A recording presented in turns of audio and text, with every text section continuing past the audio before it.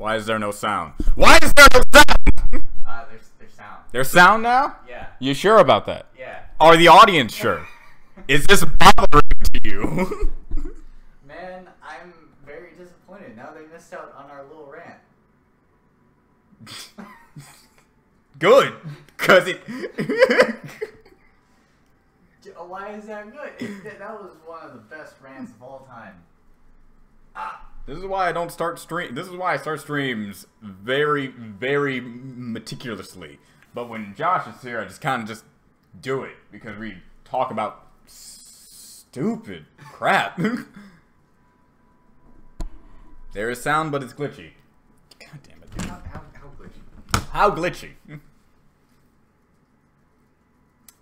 Let's see here. See if I can find myself because you know that's not fucking architecture whatsoever. You don't need to find yourself if I find you.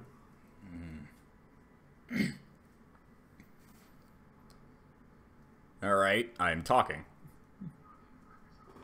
How about sing? What if you sing? I'm not gonna sing, Josh. Why not? Cause. Alright, I'm talking. That doesn't seem very glitchy to me. No, it doesn't. You gotta sing. Maybe singing will bring out the glitchiness. Alright. Anyway, hi everyone. MLP has ended, and I'm sad. MLP has ended, and he could not care less. Or even care. Yeah, no, it did things. Yeah, I was gonna offer to watch the season finale, just so you can get a heads up exactly what I'll be talking about, but... I think it's better that I just don't know, and I'm like, well, that sounds stupid. I already told him that Goat Boy wasn't actually Goat Boy, so he couldn't even enjoy the fact that a goat was gonna be a villain. Yeah, no, I can't. Like... It was just some weird dragon, lion, demon thing. So that actually makes me kind of disappointed, because, like, if I had to have any reason to actually get Josh to watch season finale, it would have been Grogar. It's like, it's Grogar, but it's not. It's not him. It's just as good. Alright. So, I have no idea how long this is gonna last. I'm just here now. Oh, yeah. Is this how you normally introduce all your streams? Normally I introduce my streams, talk about that particular topic that was in the title, and then it devolves into death battle some way. Literally every stream in a nutshell, but... There's just that one guy that starts to ask, alright, so who would we end up fighting? Yeah. Every show has its end, and it should. Well, yeah. Or Simpsons. Yeah, no one's complaining about that. And I'm pretty sure anyone who says that MLP should go on forever in Generation 4 needs to understand exactly what it means for creative liberties to slowly die. It's like, actually, to tell you the truth, I felt that a little bit at season 9, where they just, the episode I told you about with the CMC growing up. Yeah. Yeah. That is a good episode if they put it in, like, in between 4, maybe 5, maybe at the most 6. But doing that type of thing in season 9 basically says, yeah, you're running out of ideas here. A little bit. A little bit. So, I'm really happy it ended off at season 9. They knew when it ended, and I would have been perfectly fine with it ending at season 4. They somehow kept me in there for 5 extra seasons. It's 5 more years of just watching that show. Yeah, just season 4, huh? Twilight's princess now. Good night. Yeah, and according... Yeah. For all we know, I have no clue. I'm getting mixed signals with Generation 5. It's like, some people are like, Generation 5 is confirmed. We have, like, designs ready. Apparently, Twilight's gonna be an Earth Pony or something. It's like... I'm like, as a unicorn. I don't understand that. I'm gonna watch Generation 5 when it comes out. I'm not gonna look at anything saying it's coming out here, coming out there. This is the concept of it. I'm gonna wait until later. And then when it's out, so I don't have to question anything. But you know what they're probably gonna keep doing? Quest ribbons. Probably. I see no reason as to why to end that. Because everyone's gonna be really awkward because like fucking everybody would turn into lesbos and did it except for the one that didn't. Where do you get that from? You? What do you mean me? When did I say something like that? When you gave me a synopsis of what everything was ending with. We don't talk about Generation 3, and how dare you even bring that up? Which one was that? Was that the scary face? All of them were scary face, but yes. I mean, one was significantly more scary face. Which one was that? Was that 2 or 3? What? No, there was one that was significantly more scary face than the others. It depends. That's subjective. Like, is it? Some people believe that the Generation 1 faces were scary because they're like real pony, but also not really pony. And then you got the Breezies were just stuff of nightmares to me as a kid. And even though they're literally just ponies with wings, and I'm like, why is that suddenly scarier for me? But whatever. And then you have Generation 3 where it's so brightly colored and all the things are weird. And then you have 3.5 and then everything's basically the same, only small. Of course. All of which, terrible. It's all bad? Yeah. Again, I did this analogy, like, a long time ago. I think it was 4 years ago. I showed my dad and my mom Generation 3 Pinkie Pie moments. And you could cut the silence with a goddamn butter knife.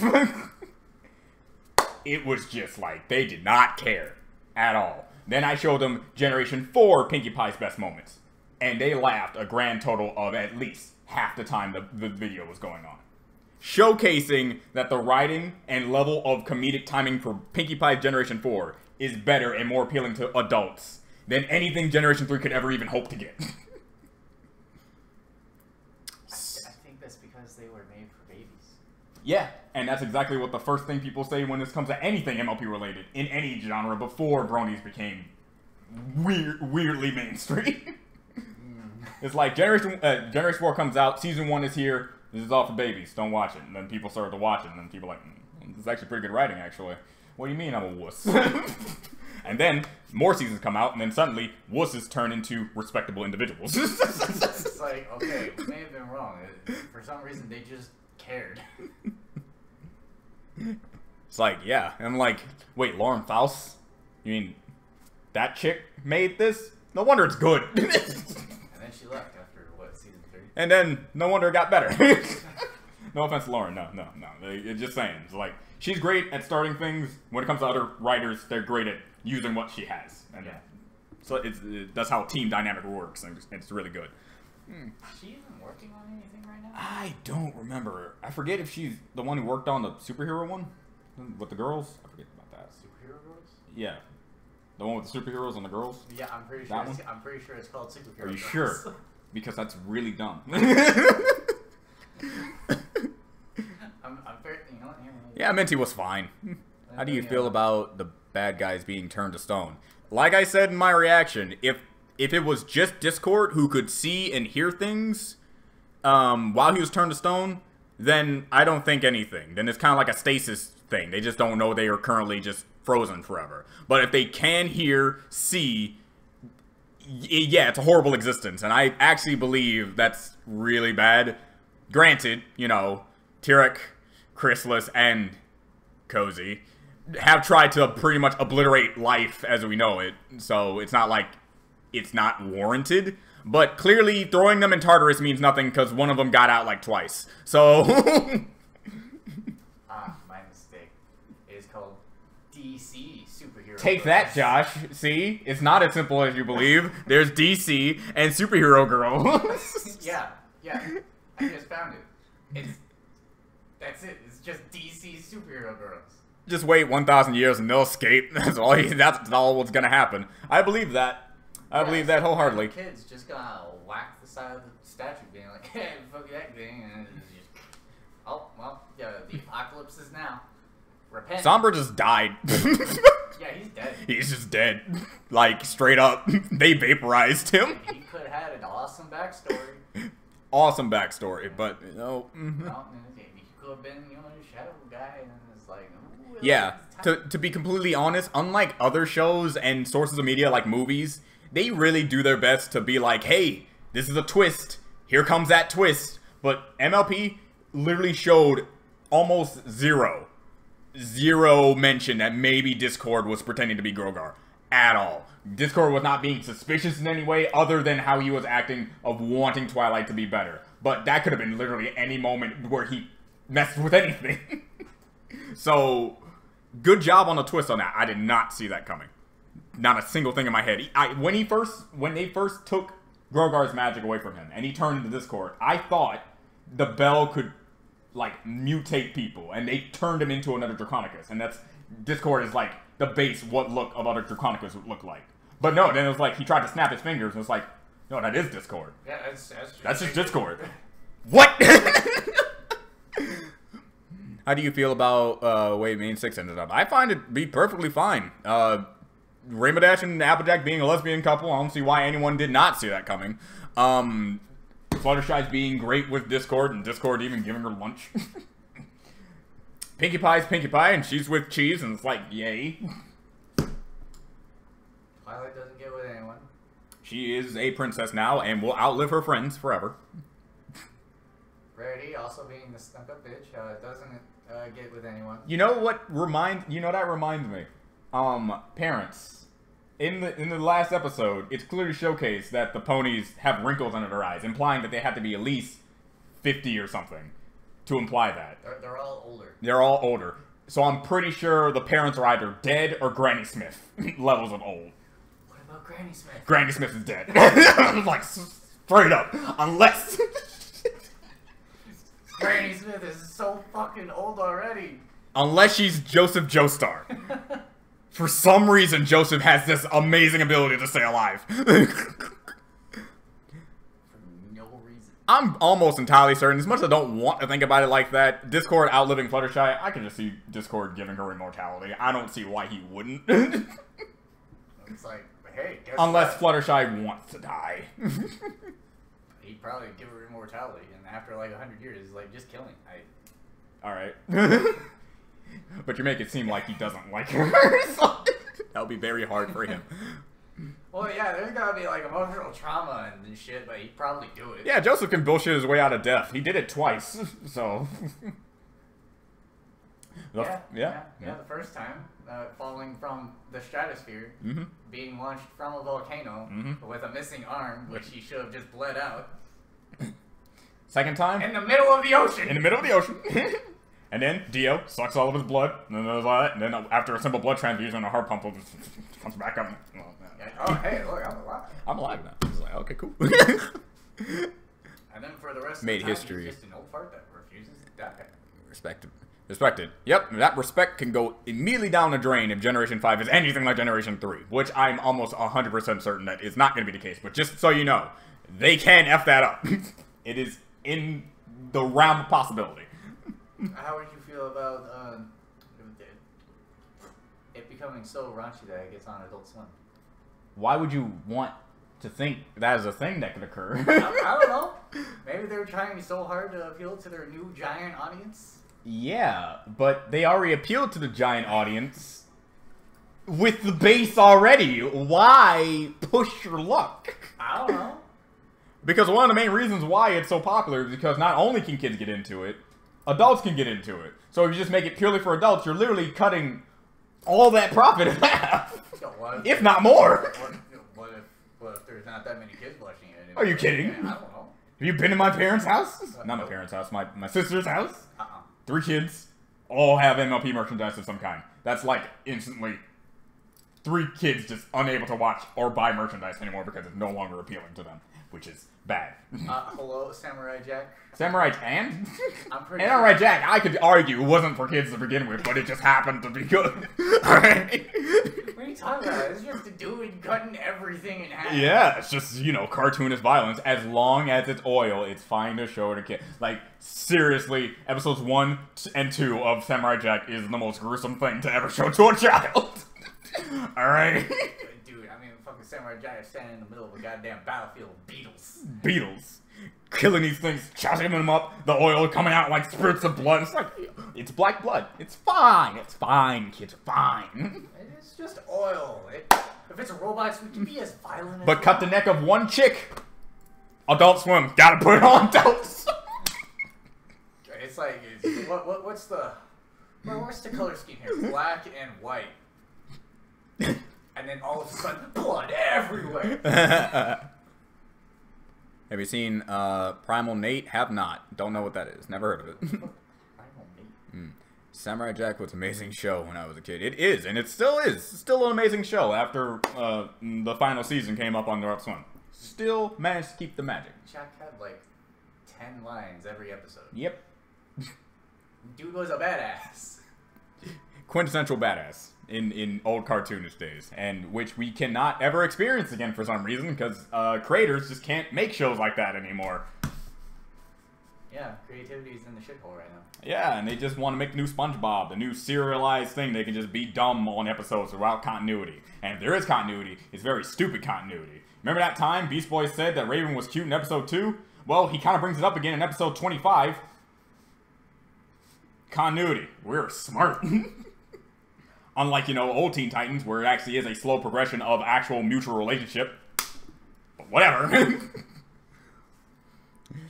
E5 is supposed to be PG-13. That won't stop kids. But okay. PG-13, so like on the levels of Transformers. Yeah, so basically still for kids. Like, I'll be honest. Transformers? We're talking like Peggy 18, and I know that's a video game rating, but you know what I mean. Peggy 18? Peggy 18. Peggy 18 is a company.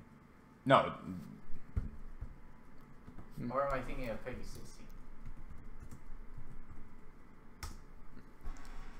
Peggy 18. Peggy is like the ESRB, but it's Peggy.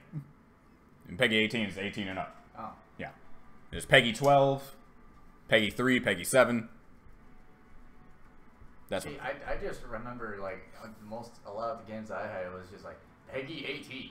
Yeah. So I thought it was just like a company. Okay. Like, that's understandable. Like when it goes and it has a fucking voiceover, it's like that's a logo right there. Nothing will top kids. I'm just gonna take that top as a stop and understand what you're trying to say. And yeah, you're right. It's like when people say if you make a game rated M because of the microtransactions and stuff, that will stop kids. No, it won't. No, it won't. It won't stop kids.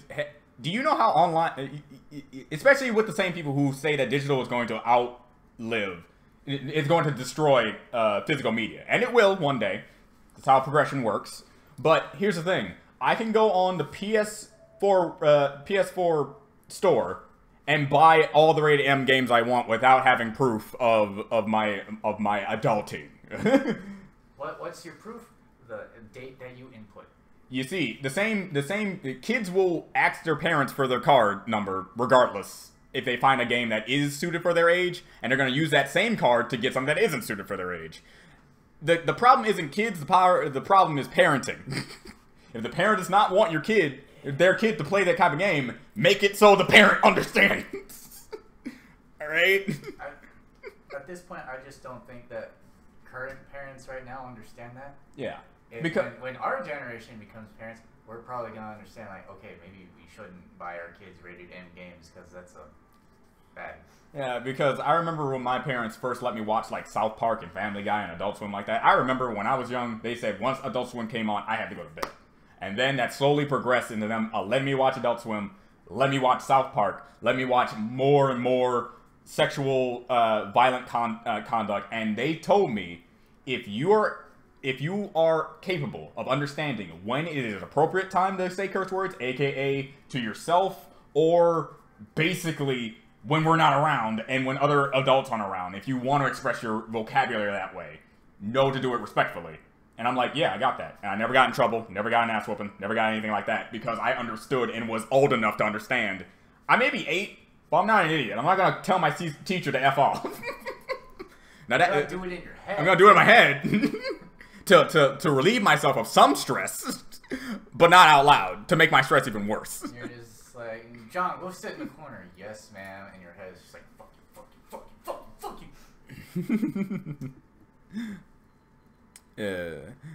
you. Quote, it's a family picture. Or something different. Will Lauren Faust be charged of Generation 5? If she did not come back almost at all in Generation 4, I see no reason why she would want to come back in Generation 5. Lauren Faust. Oh, okay. Yeah. I hate that my father... I don't think that she would come back. If you want. Yeah. She kind of left because she was tired of My Little Pony. So I'm pretty sure next generation isn't going to change that. Yeah. I think it's funny because if it wasn't for my biological father, I would not like Star Wars. which is funny. And if it wasn't for Star Wars, I would not start hating Star Wars. Weirdly enough. My dad was, I forget, rated T for teen was Battlefront, right? I think so. Let's, I'll double check.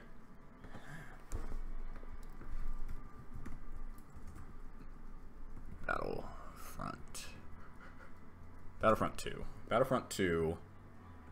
I fucking hate EA. Battlefront 2. PS2. 2005. There we go. That was, yeah, rated T for teen. And I was, I believe, 9 years old. I was 9 years old.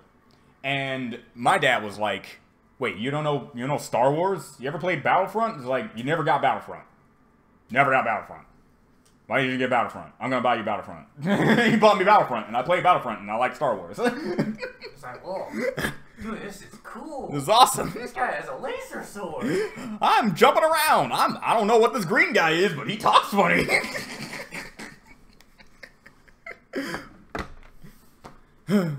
think his name is Yodai. Yodai. Oh man, such a badass name. He runs up to you, he's like, "You die." Unfortunately, the entire cast of Gen 5 will be changed and all new ones will come, in which I am a little concerned about. It's like, where are these sources? Is Hasbro saying this?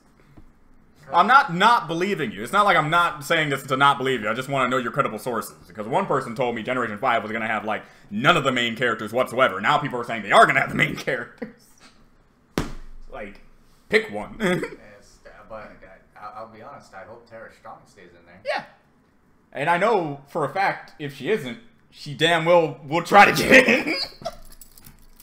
It's like, sorry, Tara, we didn't call you about becoming Bubbles. What the?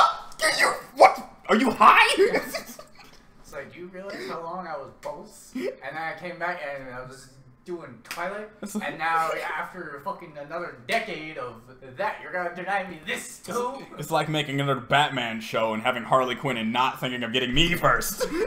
What is wrong with you? What are you talking about? Everyone's already done that. Mm. And I don't know why. Tara Strong, if you put her hair in pigtails and give her some makeup, I know she can pass off as a good live-action Harley. I don't know why they didn't try that. I don't know. Maybe she just doesn't have, like, the physical movements. Maybe. So, no more Twilight in the game? I don't know. Oh no! Jesus Christ. I'm getting signals of no old cast, brand new casts, with maybe old cast members, like how Cheer Lee used to be a main character. This is very deep MLP lore.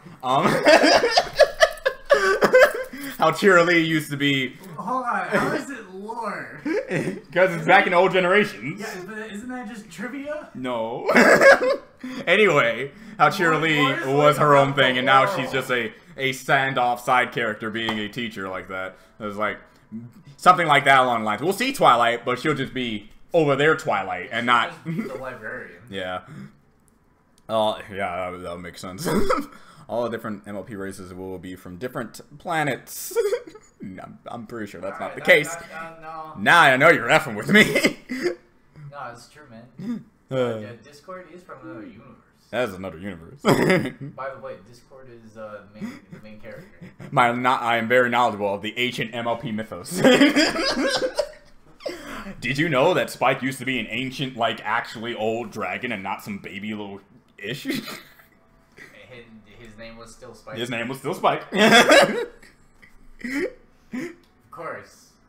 Ancient dragon of mythic powers, grant me your name. Pegasus.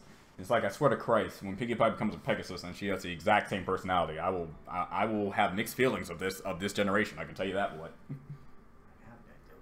It's like you're already messing with one of my favorite characters. Granted, even though I gave Generation 3 Pinky shit, she was one of the reasons why I tried to bear out that fucking generation. And now you're gonna take away the fact that she's an Earth Pony. Look, I could accept, I think it was Rainbow Dash and turning her into a Pegasus. I believe it was Rainbow Dash. Let me double check that. I think that's right. I I am no scholar on the MLP. Yep. Rainbow Dash was an Earth Pony. I do remember Rainbow Dash being an Earth Pony in Generation 3. And again, hated Generation 3, but I still watched it and bared through it. And I'm like, I can accept you giving her wings. And besides, Rainbow Dash sounds like a more Pegasi name anyway. To really... Yeah, really get me. But if you're going to make Pinkie Pie a Pegasus and do the same thing that you did to Rainbow, I actually might have a problem with that. To tell you the absolute truth. Well, how would you feel about Fluttershy becoming a unicorn? I will have a problem with that too. Well, okay. Like turning Twilight into a Earth Pony, I'm like, sure, I already saw her turn into a fucking alicorn. I think I can accept anything at this point. But dude, she's gonna like read her way into learning magic. I can see it. She'll be like, yeah. She's just like, oh, look, this book tells you how to grow a horn. Pretty much nothing. What you're seeing right now is basically what my entire channel is going to be until Generation 5 inevitably comes out. All Hail Princess Rarity, favorite MLP series, Generation 4. Like, no contest. Generation 1 is like second place. Generation 3 is weirdly third place. Maybe they're considering Equestria Girls. Oh. Still MLP, like Generation 4. Standard. No Equestria Girls. I guess if you want to count Equestria Girls as its own separate series, even though it rides on the coattails of 4. But it's still like separate experience characters. I guess. It's dumb. Glitchtail, I will be doing reactions to that, yes. As soon, and I believe another episode is supposed to be coming out on December. So, yeah. Or earlier than that, I don't remember. But when it comes out, I will be getting to that. Her name wasn't even going to be Pinkie Pie back when she was a Pegasus. It was going to be Surprise. Jesus Christ. Sorry, what? Pinkie Pie's name wasn't going to be Pinkie Pie when she was a Pegasus. It was going to be Surprise. That's it? Yeah. Surprise, surprise. Kill me. I really hope Crusher Girls continues because it's been confirmed and has... Yeah, I'm pretty sure. Hopefully. I want that to have its own ending, too. They bring back Discord, don't change it, please. And so, episode? That's kind of hard. If I have to count season openings and season finales, it's the one where Grogar, it's the one where Tieric is main villain. I mean, that's no contest. No contest. Like even I saw that and I was like, this shit's... Even my school saw that and they loved it. And we're talking about like some hard asses, man. Fantastic. She's fabulous. Maybe Critical Girl ends when they graduate. According to Sunset, you can apparently stay in there forever. She attended 3 proms. Yeah. 4 if you count the one in the movie. So yeah, that should be her last year. I don't know how proms work. Proms work, there's one every year. Yeah, so... yeah, that should be her last year. And they will all go to wait, maybe they all go to the same college. Community college. There you go. The MLP fan base has been dead for a while now. What's your definition of dead? If they mean like not making as much fan base content like songs and art. I guess so. Because when I was in high school, like I would hear about like a new song or see new art like every 2 days. It's been a while since I've heard a new song. Understandable then.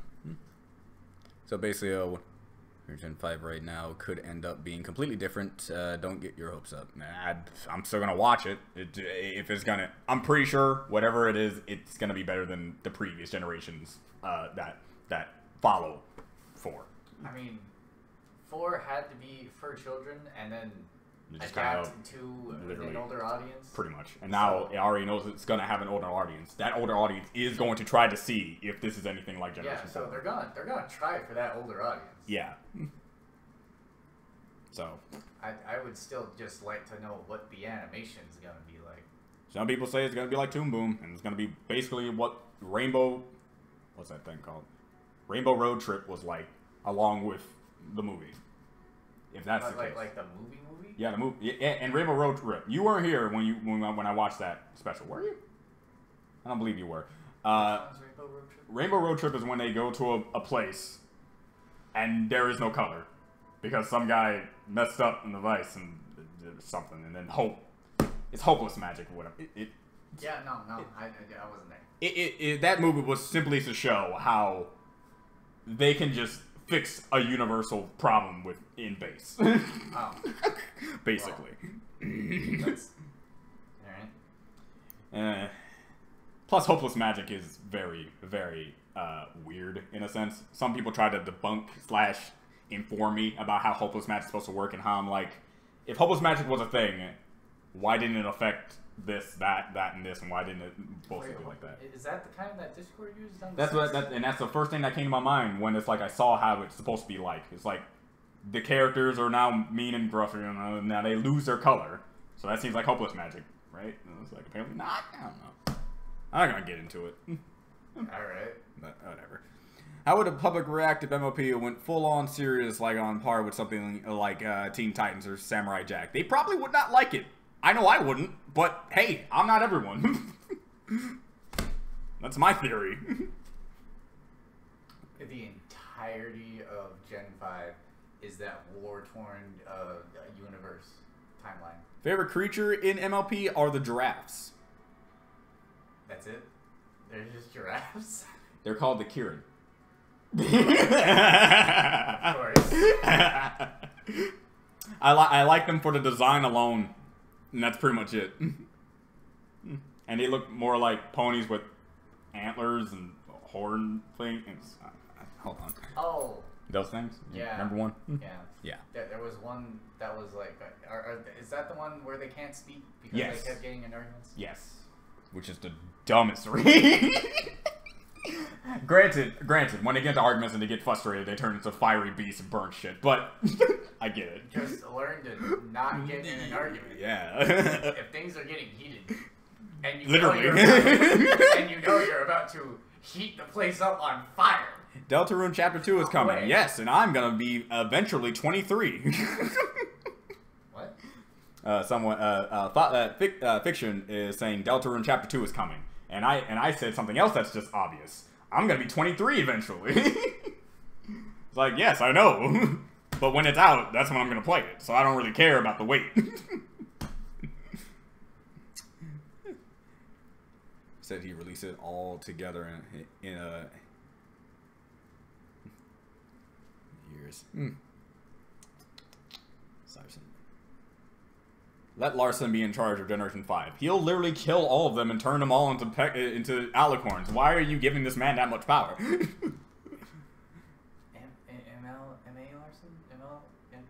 My thoughts on Sakura? I really wish they would have utilized her a little bit better on certain occasions instead of just making her this random occurrence that apparently does some things. She just lives in apparently.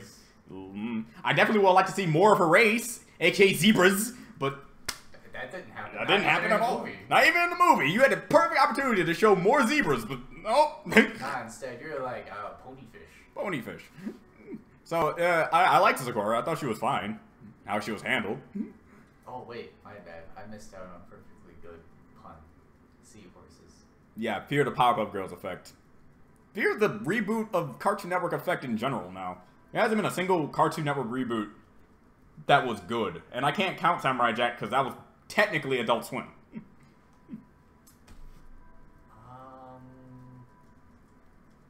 Zebras in Generation 5, maybe. That'll be good. Because Ben 10 sucked. It's getting better, but it sucked. Teen Titans sucked. It's not technically a reboot, but it still sucked. Can you count Ben 10? Because he's had like 5 series. But those 5 series can be condensed into mainly 2, because remember, Alien Force, after Alien Force, it's the other one, and it literally, the Celestial Sapiens made it that way. It's still the same continuity. Right. So since it's still the same continuity, that's what we mean. But Ben 10, new Ben 10, this new Ben 10, literally nothing to do with all the others. They don't even reference them at all. So, brand new, brand new. Ben 10 doesn't even start out with a fucking story. He already has. He just has the damn thing. And in some characters that show up, we just have to pretend that we already know these damn things. It's like, what's up with that? That's what I mean. That's why I can't count Samurai Jack at all. It's not even a reboot. Samurai Jack isn't even a reboot. Yeah, they're just like, hey, we had the story written out for a while, but we you know what, animated. Mm-hmm. And then all of a sudden they just got money and it was like, alright, fine. We'll do it. Hello. Yeah, just by name. True reboot is DuckTales. Yeah, DuckTales. Why can't they just be like that? At least Disney knows how to handle their properties if they want to reboot it. I honestly haven't seen the new or older DuckTales. Just know they're both good. That's all we need. That's all you need to understand. Well, and what Cartoon Network can't seem to do. Changed my mind. Voltron reboot was good. Was that Cartoon Network? No. So, Voltron, doesn't matter. Voltron was Netflix. Yeah, I don't know when you got into the conversation, but we're talking about reboots strictly from Cartoon Network. We're not saying reboots as a whole are bad, because clearly that's incorrect. But Cartoon Network can't seem to understand what a reboot is actually supposed to entail. Honestly, if you want a reboot, just give it to Netflix. Netflix knows what they're doing. Seems this way. Granted, they stumble a lot, but when they hit it good. Like, I'm hoping the Avatar series or movie, whatever they're fucking doing. I can't really count Scooby-Doo because it's always hit and miss whether like a new Scooby-Doo interpretation. I also don't think Scooby-Doo is a reboot ever. It just seems... Pop name Scooby-Doo?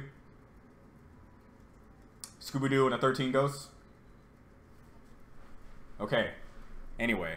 Deep Scooby-Doo lore. The Scooby-Doo movieverse? Granted. Movieverse, but... I mean... Okay, Kyo is a good show. Well, nice throw in there. Yeah, it is a pretty good show. Never watched it. What is it? Thanks, Killer Bee. Huh? What is that? Do you remember Mucha Lucha? Yeah. Think that, but with flashier animation and, which is funny because it was made in Flash. The main character is basically Goku, but likable. What do you mean Goku isn't likable? OKKO is a very good show.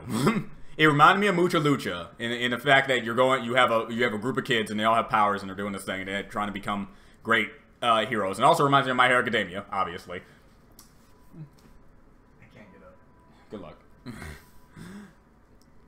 Hey, DJ Thunderheart. I still need to request you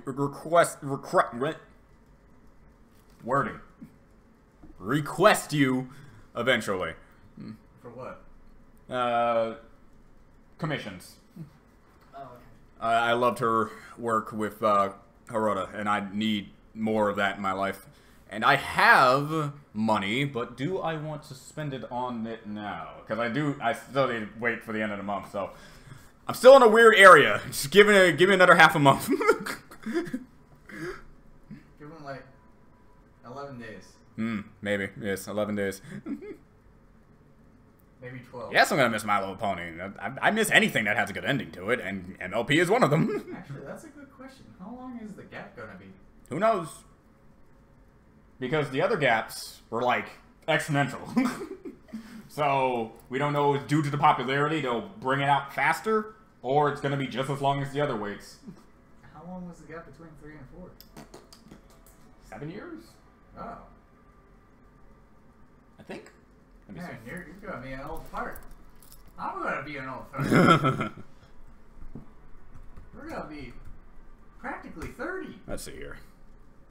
Make absolutely sure. Generation 3. Man, that would be weird, having 30-year-old men watching fucking ponies. That's already a thing. Yeah, but now there's like 50-year-old men too. It's still a thing, Josh. What? Still a thing. I don't understand. You shouldn't. Oh, why should I not? I don't know. Are you calling me dumb? No. Fuck. You're right. Yeah, it's still just... I just know it was a bit of time. Not sure about the whole 7 years thing. I could be wrong about that. I just know it was a long time before MLP actually became relevant. That's just it. It's not showing me here. Let me just be very specific, I guess.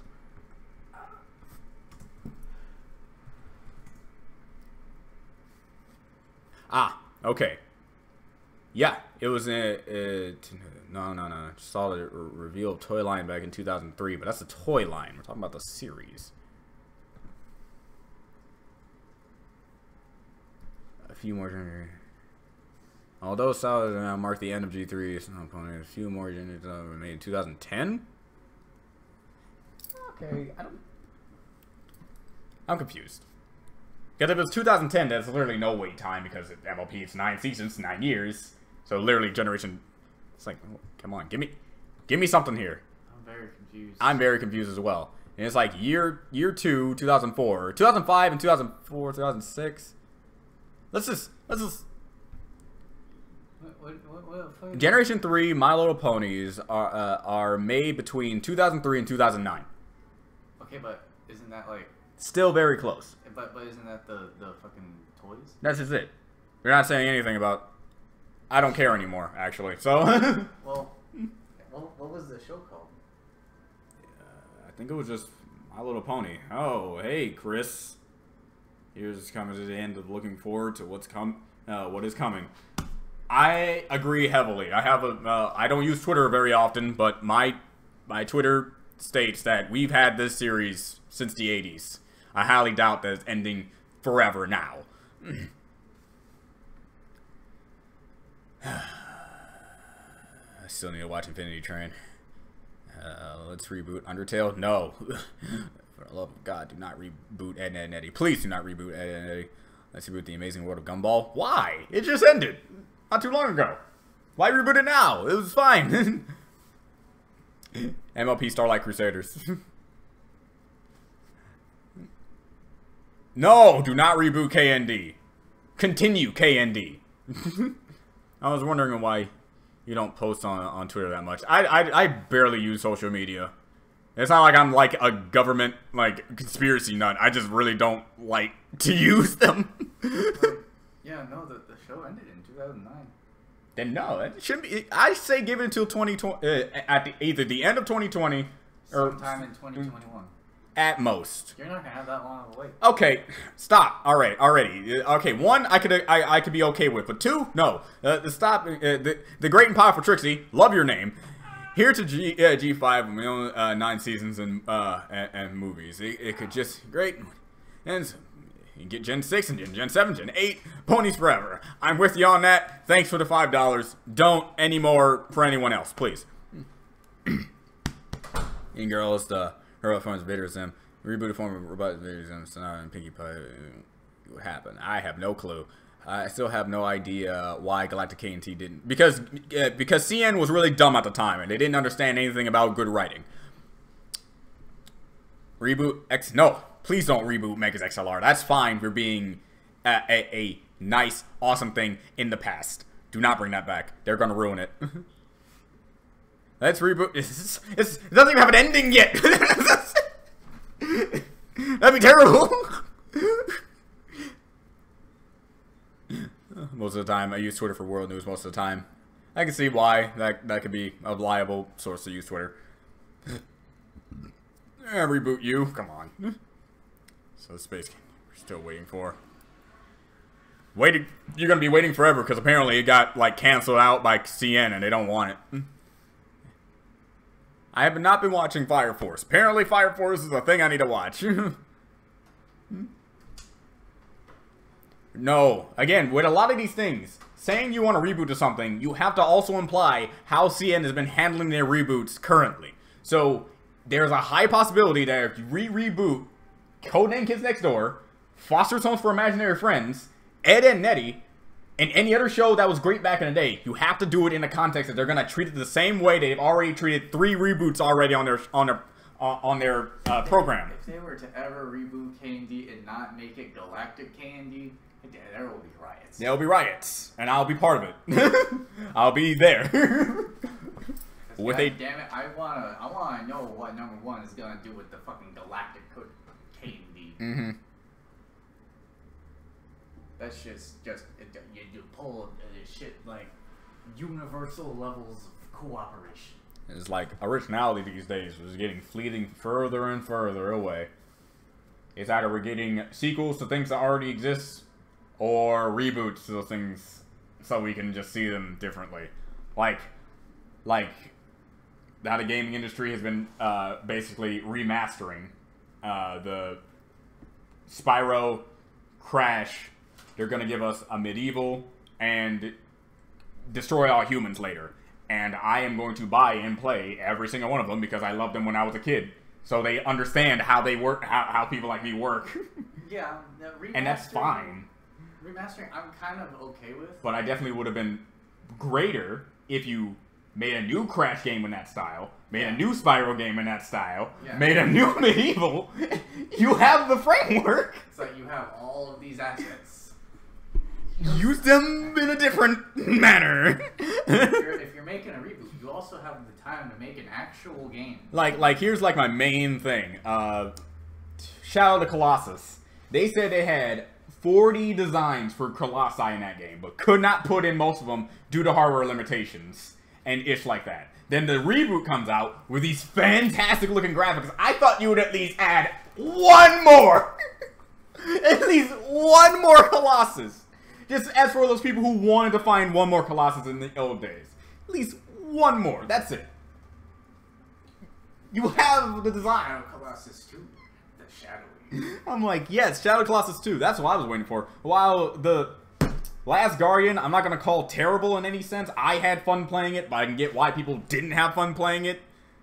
Shadow Colossus would not be in that scenario. It would be just as good as the first one, because there's literally nothing you have to change. Just give us more big things to climb, you good. Yeah, more things to climb, and then look at that. What's the story? What's the story? Some other random group of people have a person that wants to die, and they do the exact same thing the other guy did. I have no problem with that. It's like, this guy's life is just some guy who dies in his Storm CN headquarters. They can't reboot us all. Nice. I'll be the first one Naruto running it. We all walk back out just smiling and kind of skipping, just all happy, no serious. Puka was a good show. I don't Puka. Yeah, it's a show. Look it up yourself. Making an extremely original game that has nothing to do with Shadow of the Colossus and use the left for Colossus design in it. That's all you need. Yes, that's even better. Don't even have to call it Shadow Colossus 2. Call it a different game with the same kind of, like, style with other Colossi. But basically, give us that kind of game if you don't want to make another Shadow Colossus game. Reboot Yin Yang Yo. Ooh. Stormhawks. Yeah. How long does... I have no clue. Thing? Shut up. It's a good show. What? Shut up. Shut up. Shut up. Are you sure? Shut up. This is like Demon Nightmares. Shut up. If you want it, I don't know why they haven't rebooted Puka, especially in this current day and age, because I think it's because Puka is literally a girl rapist. Like, straight up. Not gonna lie. Like, take it this scenario. A girl ties a boy up and constantly kisses him against his will. That is straight up. Yeah. Yeah. And that's exactly what Puka is. I liked the show because I thought it was funny, and I didn't get it. And then now that I'm older, I'm like, yeah, she's straight up a sexual offender right now. But Puka is... What is this thing? What is it? Don't know. Is it... I'm very... God damn it. You know what? I shouldn't be surprised. Iron Trash has not given me $5 yet, and I was waiting for it, and here it is. Hey, Iron Trash. So, $15. Look at that. Not okay with that. Puka, that one dude who always ripped off his... Yeah. He was a Bruce Lee reference, basically. And every episode always comprised of him at some point ripping off his shirt. That's his thing. Geru is a samurai or a ninja. Either way, he took a vow of silence, which is why he's a silent protagonist. And Puka, I guess, followed in his footsteps and also took a vow of silence because she doesn't talk either. But still a rapist. What is Puka? Puka is a girl. A very strong girl. I forget if this is just me hyperboling her abilities, but I believe she lifted a mountain once. Hold on. Hold on. Is this Puka? Oh, no, that's a movie. Oh, okay. This is what I've been looking at, and I'm like, fuck are you Look talking up about? Puka Funny Love. There you go. Puka Funny Love. Yeah. That's a movie, and it's not terrible. That cat was a badass. Okay, here we go. This looks something more like a child show. Yeah. Okay. Not that fucking... She did lift a mountain? She did lift a mountain. Lifted a mountain. Yeah, Okay. Puka is strong enough to just casually lift a mountain. Thank you for confirming that for me. I know that was in my head. I'm like, this happened. This had to have happened. And it happened. Thank you. Ariel, except she's a human. Ran out of energy. You know, that makes me want Puka to be in a death battle. Made a constellation. Yeah, she did make a I do remember that episode. She did make a constellation. I don't remember the second time, though. All the episodes on YouTube, I know what I'm binge watching again. Reboots are inevitable. I'm not saying it's bad to reboot. I'm saying it's bad to reboot horribly. There's a difference. Yeah, reboots can be good. Reboots can be good. Like the Voltron reboot, like the DuckTales reboot. But anything CN has done so far makes it seem like rebooting is hard. Even though it basically shouldn't be. Just take what was there, add on a few things, and boom, you got a good reboot. Unless it was already bad. Yeah, don't reboot the bad. Don't reboot the bad. Avoid the bad. It was a third season. Puka also ran around the world on the second a few times. I do remember that again. Puka is just a god. It's inclusivity. Don't worry. And I want her in a death battle. Okay, but is she a small or big G? In the middle. Medium G. So it's like a lowercase g that's just really big. Yes. There you go. Alright, that makes sense. She has not taken damage, as much as I am aware. You know how Deku can cry so hard that he can impale himself into the ground? This happened at the end of the UA festival thing. He's like, I'm so happy we all won, and then he just cried up, and then he shot himself down. You remember that? Oh, yeah. Okay, he's apparently that strong. But Puka can literally cry a waterfall. Like, for minutes. If not hours. And not feel dehydrated. I like how you said and not feel dehydrated. Yeah. Because she... Like you said, she's a goddess. Yeah. Just want to say that I've been watching you since season 3 finale of MLP. You made my life a whole lot better during some of those tough times. So I'm happy I'm actually one of those people on YouTube that actually helps people. You know, it's like, you know, it always makes me happy. So. Oh, sure. What? Okay. Reboot My Hero Academia. And make it all Bakugo show, sure. Do exactly what the Bridge series is doing. Yeah. just literally take the audio and give it new animation. To tell you the truth, I would take a rebooted Naruto than Boruto right now. To be completely honest. I knew here a guy behind you're a reoccurring character. Sometimes. What? He's asking if you're a reoccurring character. Me? Yes. Oh. Yeah. He's like, yeah. I have been reoccurring for a few years. Not consistently. But reoccurring. Reoccurring.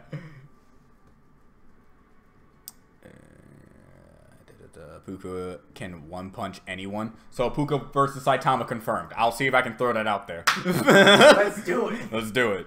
Let's see that super serious Saitama versus Puka. that. Yeah, Nate. It has.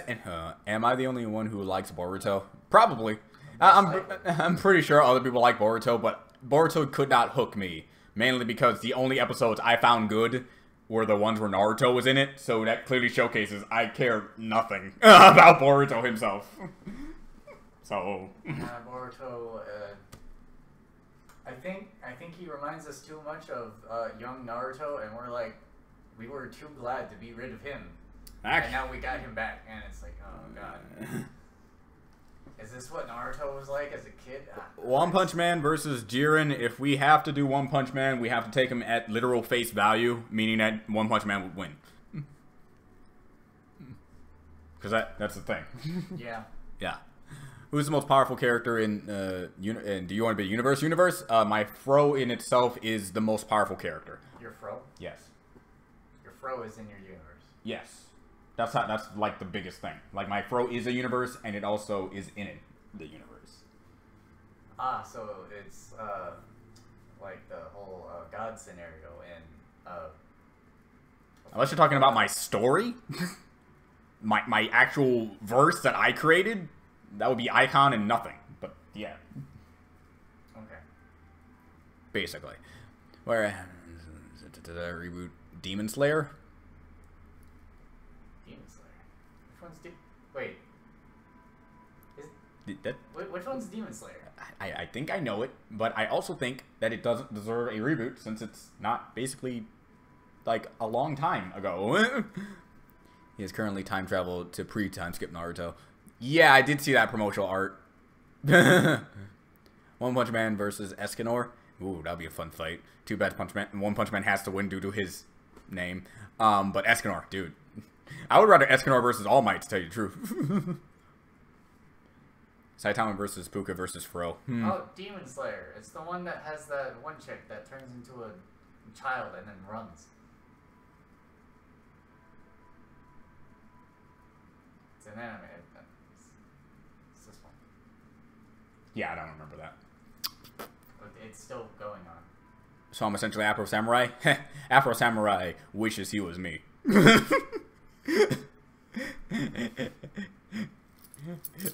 But yeah, actually, I think it was Afro Samurai that my stepdad allowed me to watch when it was airing.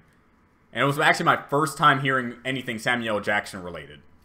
And I loved that series so much that I actually wanted to grow up my afro because how much I liked Afro Samurai. I actually remember me being Afro Samurai on a Halloween. I even made my own #2 headband. I loved Afro Samurai. Wondering. First for Death Battle. See what I mean? We're at the Death Battle portion. Oh, we're at Death Battle? We're at the Death Battle portion. We're not talking about Death Battle. Afro Samurai. It happens every stream, Josh. Every stream. Like goddamn clockwork.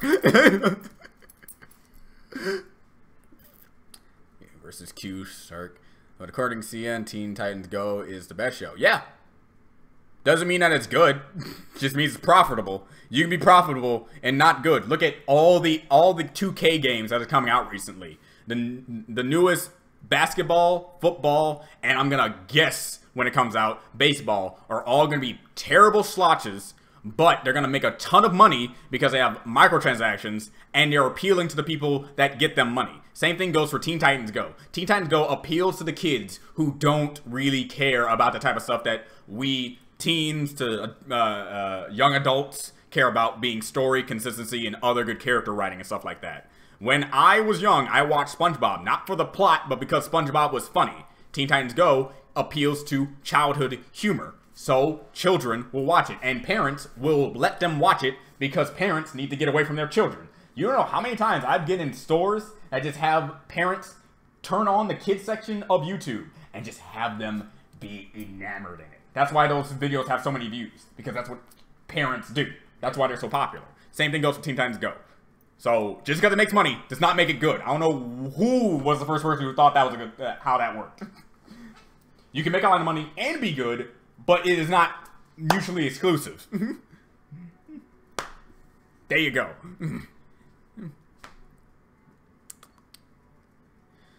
The Crusher Girls last Christmas special. Yeah. Two shows could have a crossover. Two shows I would love to have a crossover.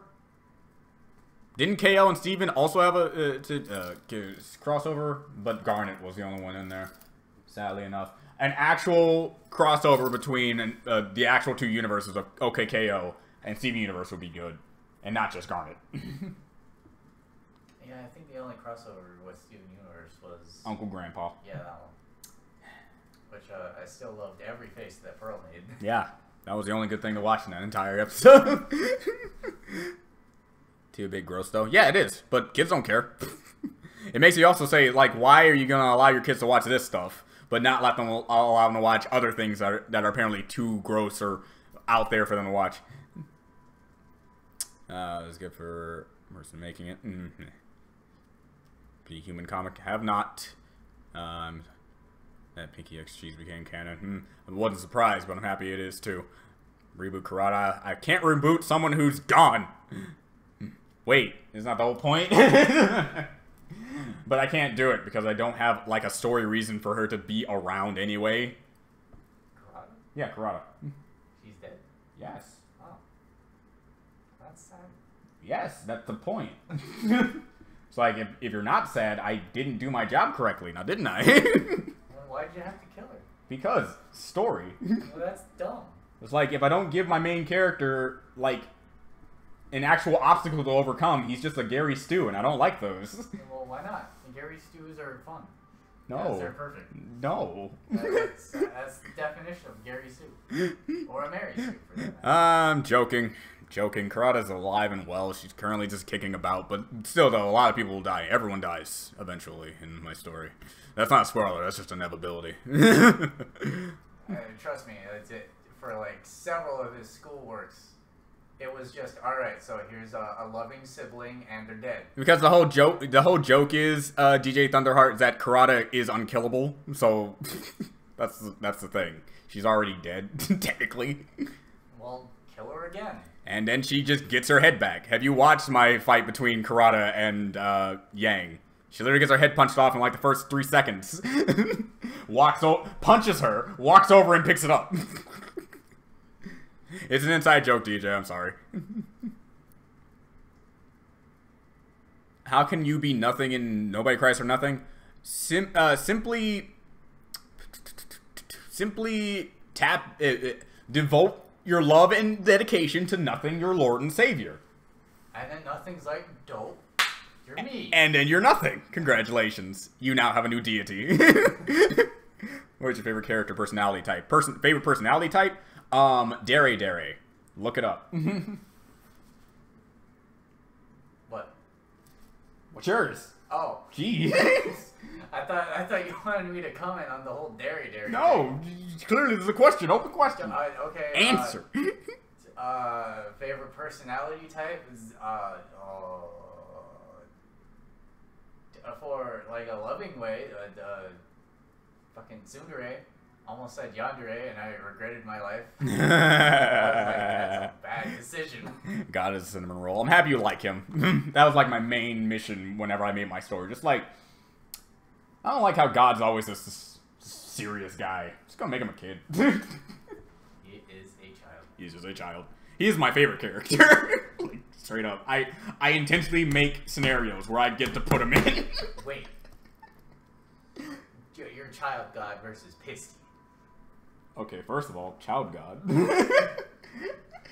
Second, why? In a game of hide and go fishball. Yeah, Pissy destroys. In the first few rounds. Until he learns the game. I may be God, but I can't even comprehend this.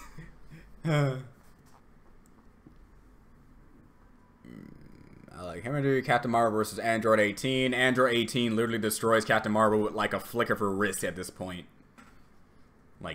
Like casually. Yeah, Marvel's kind of in the weak tier. Even if you want to highball, let's call Captain Marvel galaxy level. Why not? Let's say she can destroy a galaxy for some reason.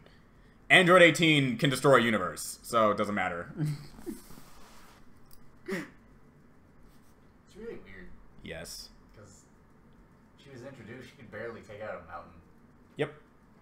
And in the Marvel Cinematic Universe, the most impressive thing she has done is fly through a ship. While Thor had to tank a star to his chest for like 3 minutes. I'm still not seeing why they believe she's the strongest. Yeah, that would be Hulk. What's the most impressive thing he's seen? Because I work on feats and not through scaling. Well, you see, the reason why he is the strongest Avenger is because that is his codename in the ship. Right, no. It's like, but Captain Marvel can move at the speed of light. Yeah, if it's not contradicted by her grabbing the Infinity Gauntlet and literally flying like not even as fast as a bullet, like jogging flying speed toward the one thing to save everyone. You think you could use that light speed travel to get to the car faster? It's like you can see it. There's a big wide open spot. It's like you're not gonna hit anything. You just go.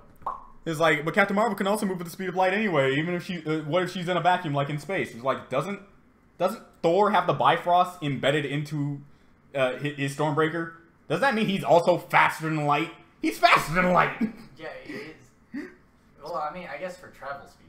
Definitely travel speed, but doesn't matter. Not for anything else.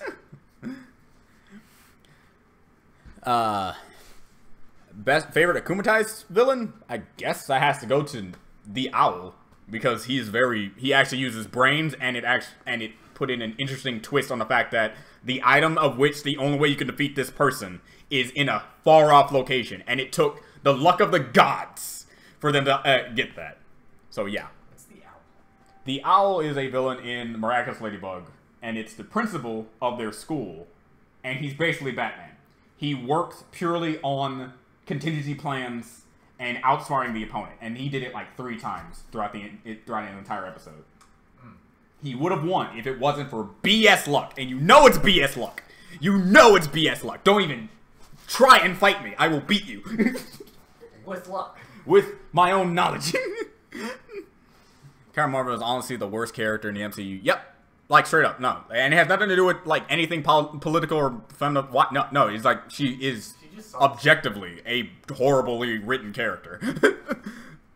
Captain Marvel couldn't defeat an android and a superpowered man-child. Nope.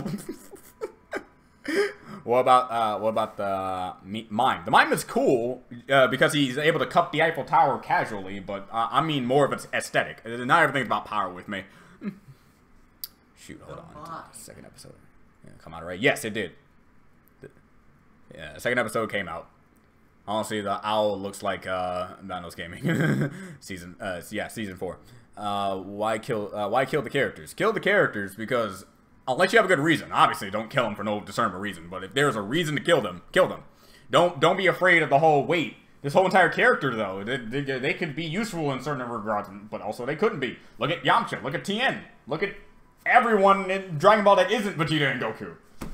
Yeah, but they killed them off so many times, and then they're like, well, why? Because they're in a universe where death means nothing, so... Yeah, but at that point, they kind of have to bring them back, even if they do kill them. So yeah.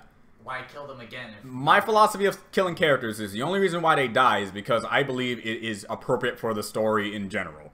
Not because I want to pull at your heartstrings. That's just a byproduct. Your thoughts on the Akumatai's robot? Which one? The robot that took control of all... I think that was the only robot, actually. Yeah. Alright, it was the only robot. That could control... Yeah, he's very strong, too. But again, he's mostly power-based. And his victory was basically dependent on luck. But I get that luck better. I get that luck better because literally the Owl's luck was purely circumstantial. Literally circumstantial. Isn't that what luck always is? No, like... The luck with the robot was like, the robot is already pre-established to have a friendship with his creator. And then when he becomes evil, it's the friendship with his creator that led to his downfall. He was just lucky that the Kumanized version of him did not just hate his creator now. He still liked him, and they could use that to their advantage, which is somewhat lucky that he had that type of personal connection with them. The luck for the Owl was that the principal wanted to be his own hero. He wanted to be his own hero. He kept putting himself in danger. And so they wanted to stage a sort of kidnapping and helping of the hero so he could feel like a hero. And simply because they wanted to do that, Marinette made fake Miraculous, the things that made things transform, as the scenario as to why they wanted to protect him. And it's thanks to that, and them being trapped, she was able to use the fake Miraculous in the situation where they lost to fool him, and once she fooled them, they were able to escape. So basically what I'm saying is, if it wasn't for the fact that this dude, they wanted to come up with this very specific scenario of them saving the Miraculous and her creating Miraculous at that moment, to also still have the Miraculous in her person when fighting him. I'm so confused. Alright, Josh. You're going around trying to act like you're a hero. And you keep getting yourself in trouble. I'm like, I'm an actual hero. I'm actually Superman in disguise. Okay. I want to help you out. Yep. It turns out, kryptonite.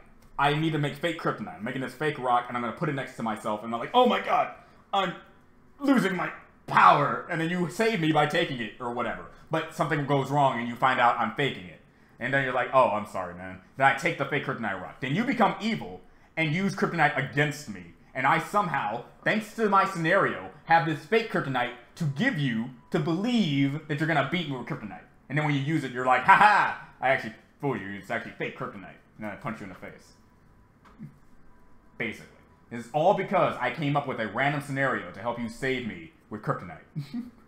Right. When I could have just did, man, I'm stuck in a tree. Oh god, help me. Oh god, help me. Oh god, I'm in a burning building, and it's just like... I like all the GTAs. I like how to use, I like while I was explaining that to you, everyone's having their own personal conversation. I'm trying to understand Miraculous Ladybug. What was the funniest awareness moment you've ever seen in a dub? Awareness moment? Like, anything Deadpool related, if that's what you mean. I'm not sure what they mean. My first game, Deathstroke once used fake kryptonite to trick Superman. It was pretty cool. There you go. What, so he just held up like a fucking emerald and was like, back! Back! Back! Demon! Back, demon! Probably from like the farthest thing they can get from a demon, but okay.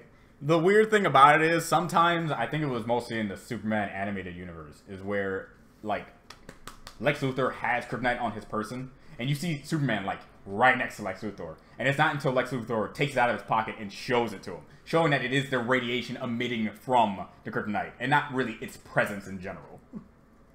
Which makes it even less sense, because if he pulls it out, and he's immediately like, I'm not feeling weak, so what's the point? Radiation doesn't get stopped by a pocket. That's what I mean. That's what makes kryptonite so weird. It's in his pocket, he is right next to Lex, and nothing's going on. As soon as he takes it out, ding, ding, ding, ding, ding. Credits roll. And then it just puts it back. Yeah, watching your channel back when you started, second channel of MLP. It's good. Your channel's still going well. Sorry. It's fine. It's fine. It was sent right. So I'm happy to know that you were here for that long. Reminds me of Mega Mine. You're weak to copper. Yeah, it was like you're weak to copper. Of all things, Red Hood versus Deathstroke. Well, we can't really do that since they're the same universe. What? Red Hood and Deathstroke. Red Hood is just Jason Todd, and Deathstroke is, well, Slade. So. Both DC, can't do it. Yeah, it's like, just find a comic. Head earned. Yeah, what it actually happened. It more than likely actually happened. Do on Tuesday and screwed. Oh, man. Money because had to earn more money because the bills are due on Tuesday. Again, I would help, but the bills are due in like 10 days, and I'm not getting any more money after this event. So, your thoughts on the Akumanized baby? That must have been pretty funny. I thought it was the worst Akumanized thing ever, and I actually had less. All right. Is this about to be like a fucking JoJo baby moment? Nope, it's just a baby. It's literally just a baby. It's not, no actual. Not a smart baby. It's not a smart baby. It's a baby. Just big. It's a big baby. Literally a big baby. About the size of like maybe this building. That's how big it is. That's it? Hawkmoth can take control of anyone who has negative emotions. And since babies cry literally 99% of the time, he's able to. That's a negative emotion. That's a negative emotion. And this baby was upset because it couldn't get a lollipop or something. And so he took that advantage and made it a baby. And he expected this baby to follow his orders. And he gets mad every single time it does. I'm like, it's a baby. What do you expect to happen? The only reason why it's funny because it's so pathetic. It's just a baby. It's just a baby. What do you want it to do? Steal lollipops? That's what it wanted to do. Everything. Its main ability was that it looked for a lollipop and it just got angry, and its tantrums kind of caused mild tremors, I guess, but not even to the point where other people were afraid. Actually, I believe there was no other people to really react to the giant baby in general, so it doesn't even matter. It was just like, oh god, what's that? As a writer, I want to see if I can make this premise better. Taking away the fact that, okay, I have to work with the baby, alright? Can't give it intelligence. Make it a baby that can grow the angry it gets. Make it a Hulk kind of thing. And every time it mistakes something as a lollipop, sees it as not a lollipop, it gets angry, starts to stomp around a bit, it gets bigger. And at the end of the day, he gets as big as the Eiffel Tower. And it showcases the level of threat. You have this giant-ass baby going on tantrums. One stomp can, like, level a city if he got that angry. That's the threat. But literally, this baby, no threat whatsoever. It's literally roaming around being a goddamn baby. Just be like, ooh, car. I'm like, if you really want to make it a threat, do that. But they didn't. Anyway, it's fine. It's late. Babies. Baby Hulk, basically. I want to go for Punisher if he forgot Deathstroke. If he fought Deathstroke. I want Composite Dio to be something because he was 5D plot novel. 4D reality warping in game. It stops time for an hour novel. Can turn people into dinosaurs. Turn people into dinosaurs? Generation 7. Well, I don't know why I'm calling it Generations. Part 7 of JoJo. Diego Brando has a stand called Scary Monsters, and he can turn himself into a dinosaur, and he can turn others into dinosaurs. Like a zombie apocalypse, only with dinosaurs. Can they turn back? Unless he wants them to.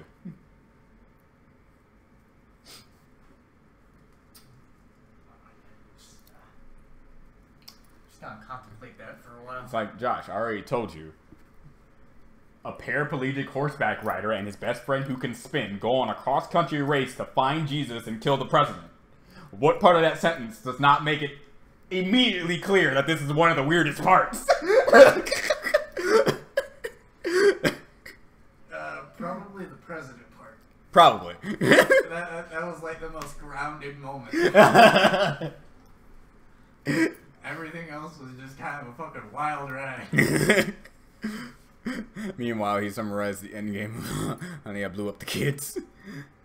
Have you seen the 2019 version of DC Superhero Girls? Emma Larson and Lauren Faust. Okay, so it was Lauren Faust. Yeah, she was part of that then.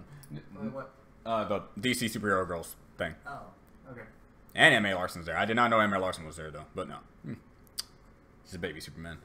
Deal with the world over heaven in a battle. See, that's the thing about Death Battle or anything. It's like very hard to put in reality warping characters because it's like, how exactly do we define how another person should win due to their reality warping capabilities? Granted, I have some ways, but we're talking about like other researchers that don't like to listen to me. A Japanese kid travels to Egypt with his grandpa. And you're like, that's not that weird. What was my sentence on that one?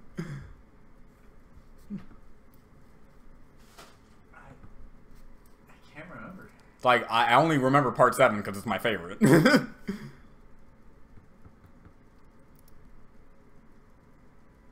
Let's see.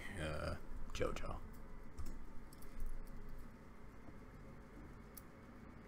Every JoJo part in one bizarre sentence. Here it is.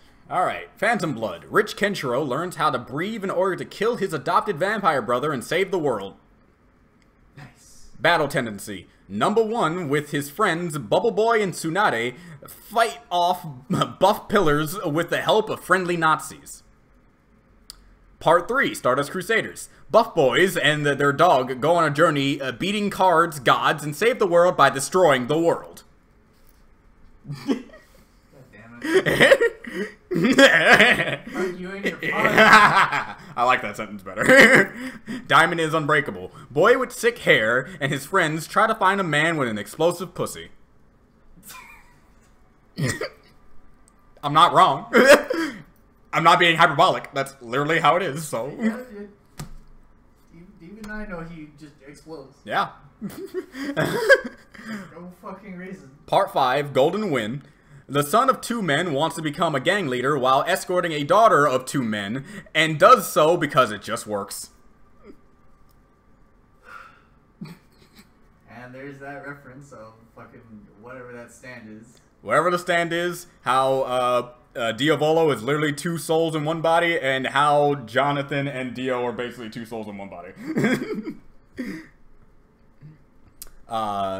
Stone Ocean. String Girl befriends Plankton and Weather in order to kill a black priest who controls a white BDSM man who turns into a man with a horse for a dick after said priest eats a baby born from a human tree. Excuse me? Part 6. Are you sure that one's not more wacky than part 7? Nope. Actually, that's debatable. Isn't that the one with Snail? Yep. That's the one with snails. Heavy Weather is still by far my favorite stand. Steel Ball Run, a paraplegic horseback rider with his best friend who can spin, go on a cross-country race to find Jesus and kill the president. That's still my favorite.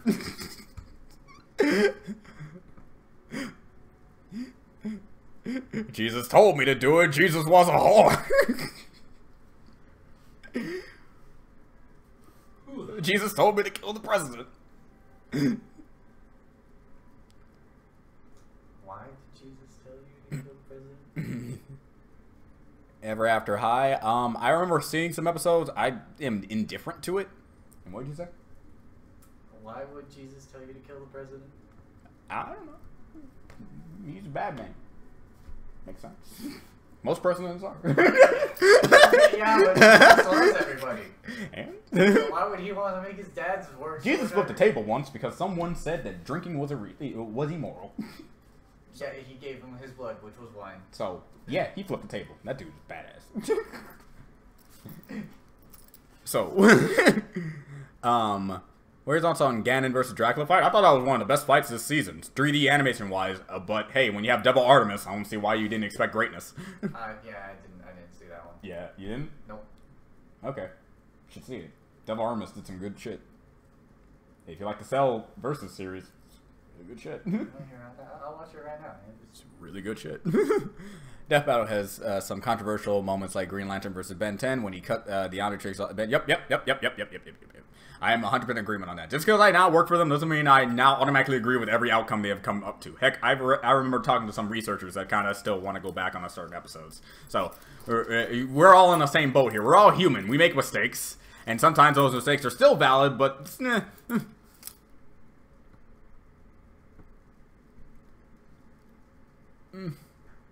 What do you think, though? Weirdest Superman, me, totally Superman of Tokyo. He's a baby who transforms into Superman after using his cape as a diaper. Trevor is basically Dan cranked up to 11. Pretty much, yeah.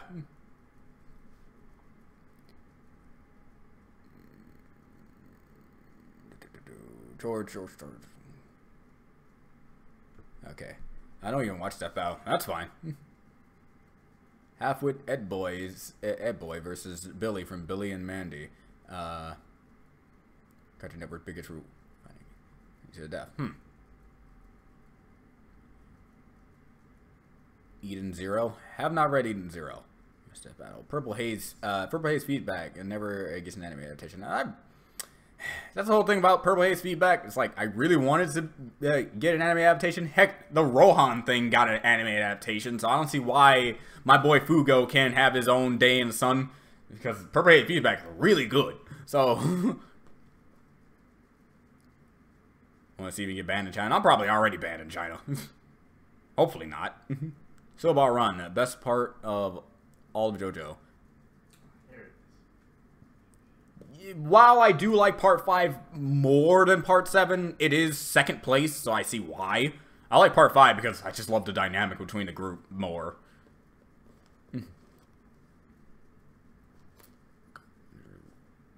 Read any webtoons? I remember getting to webtoons, but I don't remember reading. I don't really read like web comics anymore, sadly. Poor Fugo. I did like what they did in the anime though. They did something pretty nice. They didn't have to do that, but they did it anyways, and I like that. No one likes Cheese Boy. He's getting an animation.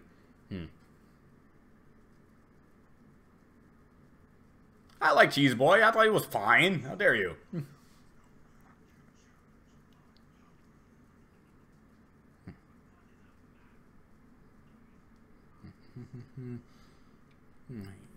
To record, edit your videos. I use Sony Vegas, and I no longer can use Sony Vegas because Sony Vegas is stupid. I want George Short to get an adaptation because George Short is garbage. Please no.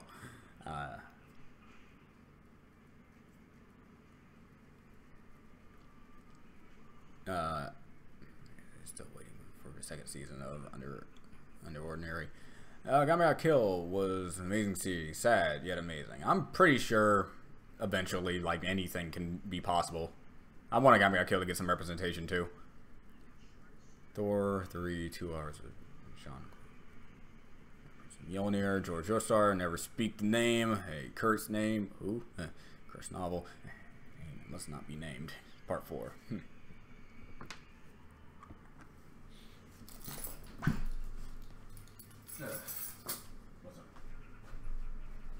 This is pretty good. Yeah.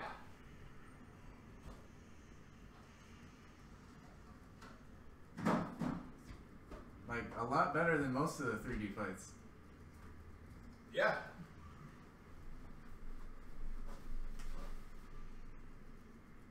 The part where he slams him into the ground and then the side beats him. Yeah, that was dope as fuck. That was all Devil Artemis. That was his entire second. Oh, and decapitation. Devil Artemis is a god. Like, I saw that point and I'm like, that is the highlight of that fight. Oh god, that's what Dracula can do? You can do that? Yep, you can do that. Cool. And turn into your pig. Do it. Hawkmoth can humanize animals, and I'm pretty sure he probably can. I don't see why he couldn't. If he can humanize a robot, I'm pretty sure he can humanize an animal of some kind. Ice finger bang. Is over. This, and then any random thing that I find interest in reacting to, and hopefully won't get copyright struck down. Part 4. King showing because he keep his fetish in the internet. Normal person. Voldemort versus Darth Vader or the Emperor needs to happen on Death Battle. Turn everyone into snails. I want to bring Weather Report into Death Battle just so he can do that. He should have won because he fought Naruto and Sasuke in the pre-time skip. Therefore, his taijutsu must be on the same level as the post-time skip. I think Gaara should have won for more substantial reasons, but I get where you're coming from. You know Toho? Yeah, I know Toho. I do know I want Sakuya to fight Dio because I thought that was a very good 1-minute melee. Every Steam... Pretty much, yeah. That's how it goes. I'm gonna go and see you later. See you later, the Fudge.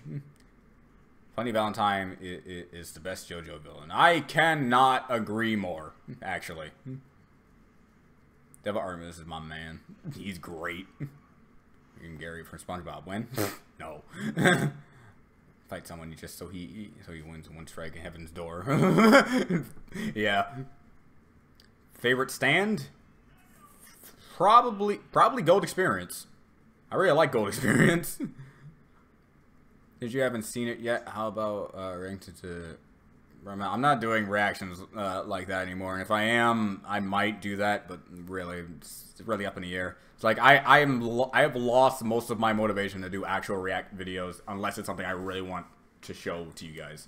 Plus, I hate running Sony Vegas. It is stupid. How was the fight? That was epic. I am very confused on why the Triforce went away, but I would assume it got overpowered. It got explained and it got overpowered. Oh, it did. The Triforce just straight up got overpowered. Would you like Din, Furore, Neru, and all them? We can only base their power as a planetary level feat because they created a planet with their power. So the Triforce has to be comparable to them in that particular piece since it's all split up. So the best we can do is that these gods are planetary because they have no moment we ever see them create anything more than just that planet. Yeah. In Dracula's verse, he draws his power from an entire universe of energy. So the end result was Dracula can draw his power from a car battery, while Ganondorf can only draw his power from a AA battery. So sooner or later, Dracula can overpower his power. Plus, is this Dracula from the game? This is Dracula from the game and the animated series that's on Netflix. Okay, from the animated series on Netflix, he straight up died. So comparable, man. We're not talking like. I know, but like the series, he's a lot weaker apparently. Yeah, because that's like the beginning of his origins, and not full powered him. Like in the games, that's full powered him. In the games, which one does he die? Which he doesn't. Does he die to? He dies to almost all of them, but he always comes back because reincarnation. Oh. But he's still generally as powerful. Plus, he has something called the Holy Fire Megiddo, which is just basically a holy nuke. And since Ganon is weak to holy weapons, that's basically saying you're going to drop an entire holy nuke on him. he is also weak to holy weapons, so wouldn't that hurt him? Nope, not him. That doesn't make any sense. Tell me about it. What? Tell me about it.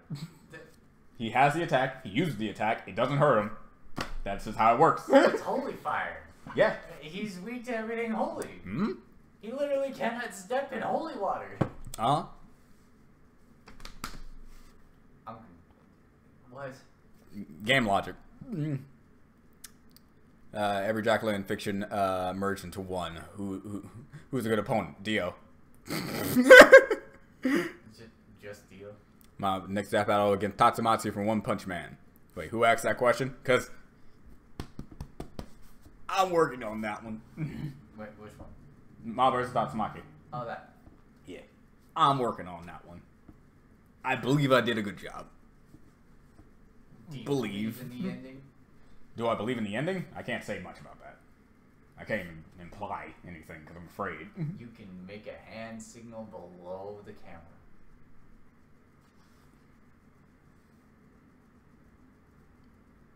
Okay. There you go.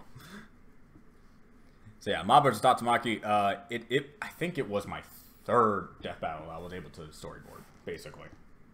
And that's when I was really getting into my groove. So I believe it's great. And then they said, hey, you stop. Take a week off.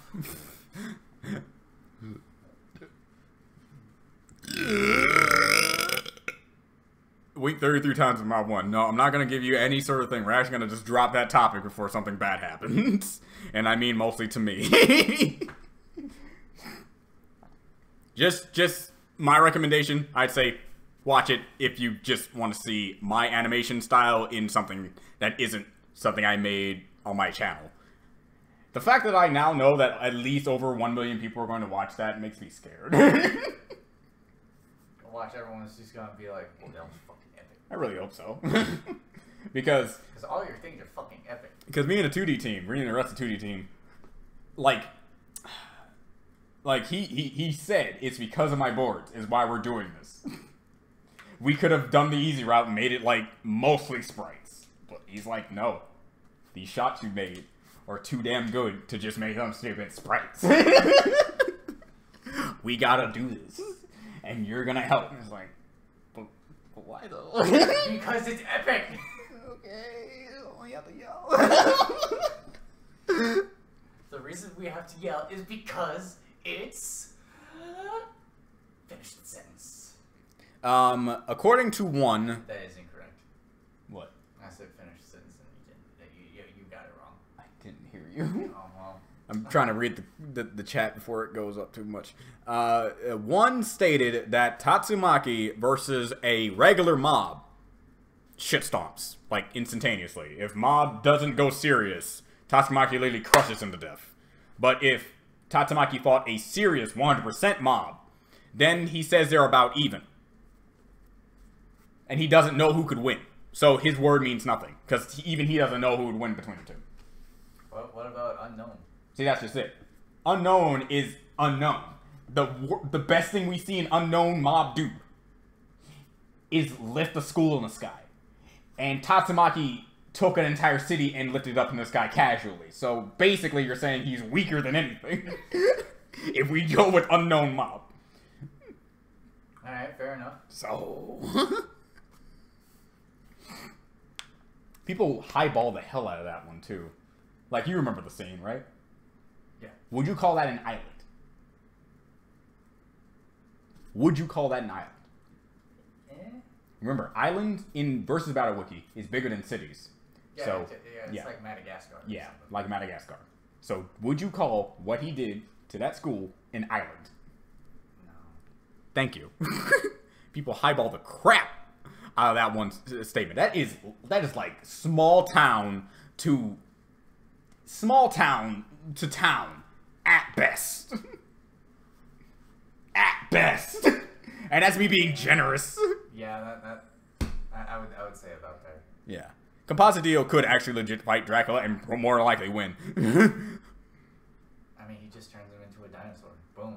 He wins. What you mean? Not unknown mob lifted a city with ease. That's not a... Like, okay. You have to also understand that the city in One Punch Man is way bigger than the cities in anything Mob Psycho is in. Because the cities are like countries. Yeah, like, not countries. Yeah, countries. Yeah, my fault. Yeah, it's like everything is covered in a city. All of Z City is basically the equivalency of California. And Murata, who is just like one, has stated that she can lift that entire thing with her magical abilities. Casually. Effortlessly. He said it effortlessly. So that pretty much destroys anything that Mob has probably done. But again, Mob has abilities that can really counteract Tatsumaki's, which is why it's a good battle to begin with. Because he has that, like, psychic barrier where it's just... Yeah, psychic barrier. He has draining. He has, I think, superior flight. Does he? I don't know. Look at Tatsumaki flies everywhere. I know, but... How does he have superior flight? I should be throwing out something, man. I don't know. You can't just say that. Yeah, talk about population density. Talk about the pollution in the air. Don't you know? All their cities are on green energy. Right, of course. Probably not. But can he handle Tatsumaki's sass? That's the one thing in the battle. Everyone seems to handle her sass pretty well, actually. they're all just kind of like, did you really just say that? All right, that's rude, sassy child. Yeah, and that was one thing. Like for research, I have no clue how they're gonna handle, because I don't know anything about research. So everything I'm saying right now is literally off the top of my own goddamn head.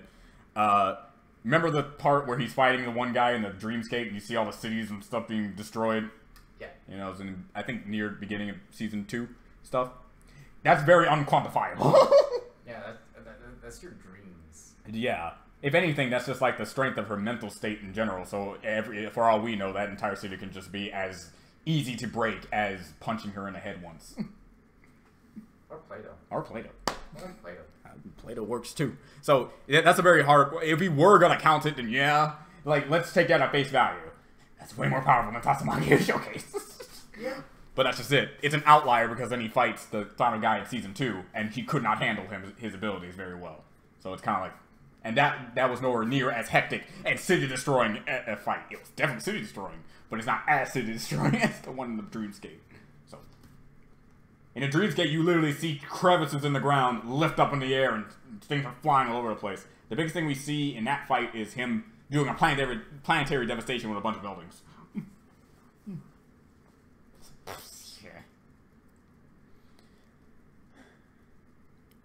The cyborg even figures her.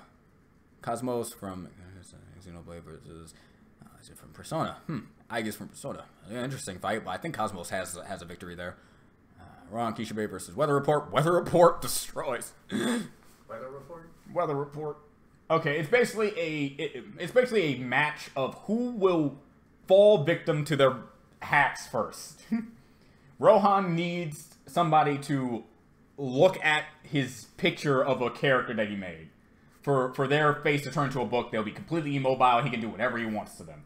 While Heavy Weather can turn you into a snail simply by using imagery with rainbows. So it's like, it just needs to find out who does what first and who's gonna fall a victim first. Granted, Rohan has a little bit of an extra, like, leeway, but okay, rainbows. But, so let's say Rohan turns the guy's face into a book, head into a book. All right. Mm-hmm. Can't the stand still just act on its own and turn him into a snail? That is very debatable, because in the part where he does do the snail thing, it was very passive. So since, yeah, he doesn't necessarily have to be around for it to do the thing. So, got us there.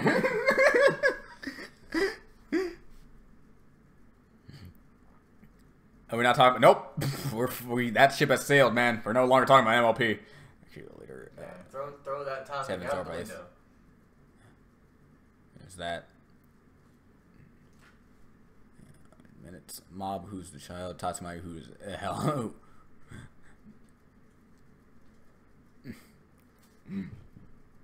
But yeah.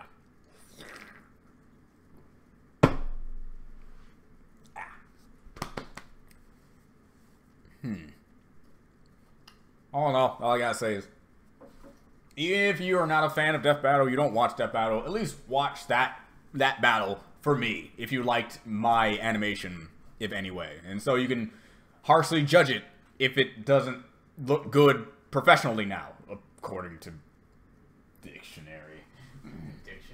Dictionary. What? Dictionary. Oh wait, no, is it because it doesn't look because of that one guy?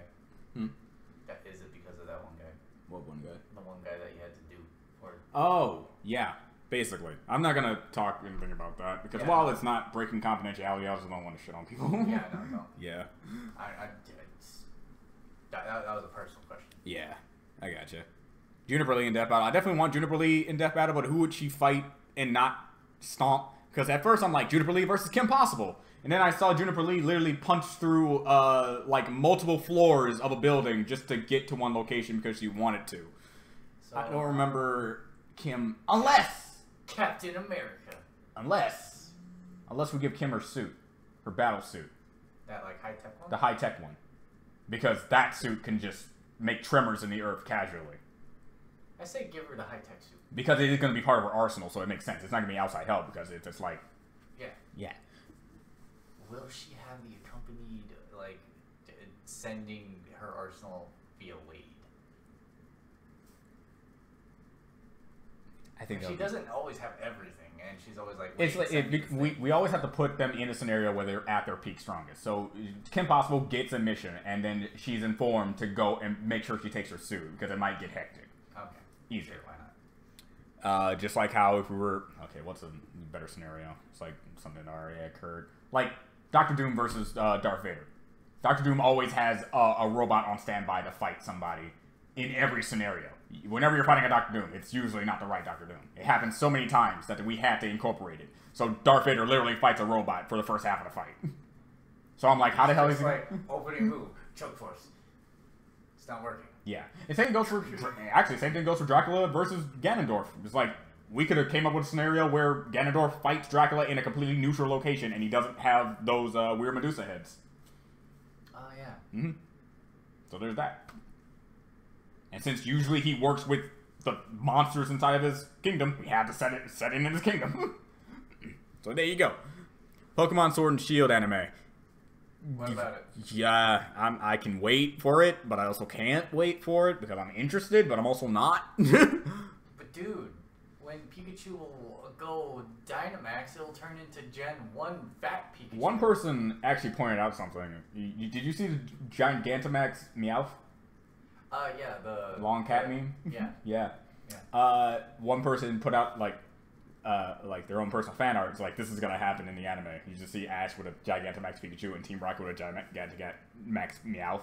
And then one person did make a good point. Just like, Ash... and Pikachu have come to a mutual understanding to never put Pikachu into his Pokeball again. Because he doesn't do that. And Meowth actually does not have a Pokeball. So Gigantamaxing them is going to be difficult. While you can make an argument for Ash saying, if you want to make Pikachu stronger, you're just going to have to deal with it, go back in the ball, and then not get to do it. But you literally can't help Meowth. He does not have a Pokeball. Unless you're going to do this emotional thing where he finally becomes actually legitimately captured. But here's the thing, who gets it? Who gets him? Jesse or James? Considering how I don't think either one have ever had an entire team, I think they just have one team, and just some of them carried it. Maybe. Because, I mean, Jesse at most had, like, 3 Pokemon. Yeah. It's just along the lines of, if we are going to make this legit, they're going to break some boundaries. Because Pikachu does not like going to a Pokeball, and he has to go to a Pokeball to be Gigantamax. Does he? Yes. Is that how the animation goes, you put it back in the ball, and then you put energy into it, it becomes a big ball, and then you throw that ball. That's dumb. It is. That's like you being like, hold on, I gotta get big. Go back into your house. Your house gets big, and then you walk out big. Like, why does your house have to get big? You can control the machine's invader's body and destroy him instantly. He can do that. He probably could. And I don't know why he didn't in the battle. I'm like, yeah, no shit. Dr. Doom's gonna win. I love my... And what makes it funny, is that now that Disney owns Marvel and Star Wars, technically, in Death Battle, we do have same verse battle. Basically. It's not really same verse. Until you realize that sooner or later Disney's going to bring Star Wars universe into the canon of Marvel. And actually, to tell you the truth, there was a Marvel comic with Star Wars. Once. Darth Vader wasn't in it, but it's implied. Just like how Godzilla is apparently on the level of Thor. Yeah. Marvel made some comics. I don't think you said that right. What are you talking about? I think it's more of Thor is somehow on the level of Godzilla. Right. Gotcha. My bad. Because before you made it sound like Godzilla was the lesser. This is Godzilla. My fault. Which Gallon starter would Ash get? Since the kid that he's gonna be, since the kid that's gonna be following him has the bunny, I believe I want him to be a Grookey, but I think it's probably might be Sobble. It's probably Sobble. It's gonna be like oh, don't be scared, and when you grow up to be an evolutional god, you're gonna be big, but no one's gonna beat Greninja. You can't do it. Yeah, you can't. So you might. He literally has a special evolution because he bonded so much. I actually think it might be Grookey because it has been a long time since Ash has gotten a grass starter. Let's see. Because this Generation 7, he got Terracat, so it was the Litten. See, I know he had a Turtwig at one point. He had a Turtwig, so but that thing never evolved, I believe. And if it did, it never became a Torterra. I know that much. I believe it evolved into the second evolution, whatever whatever the second evolution is. Right now, the best grass starter was obviously Trico, that then evolved into a Sceptile. Yeah. Let's see. He still had the Bayleaf. It was never a Meganium. Yeah, it did become a Torterra. It just sucked. I remember now. Yes, it lost every battle. Oh, thank you for reminding me. Yes, it did evolve into a Torterra. It just sucked. Did? It never won a single battle. And if it did, it was inconsequential. That's terrible. It's sad. It's Torterra. Alright, I think we should end the stream. I think we should end the stream. Just keep going. Favorite bird Pokemon owned by Ash. It bar none. Talonflame, bar none.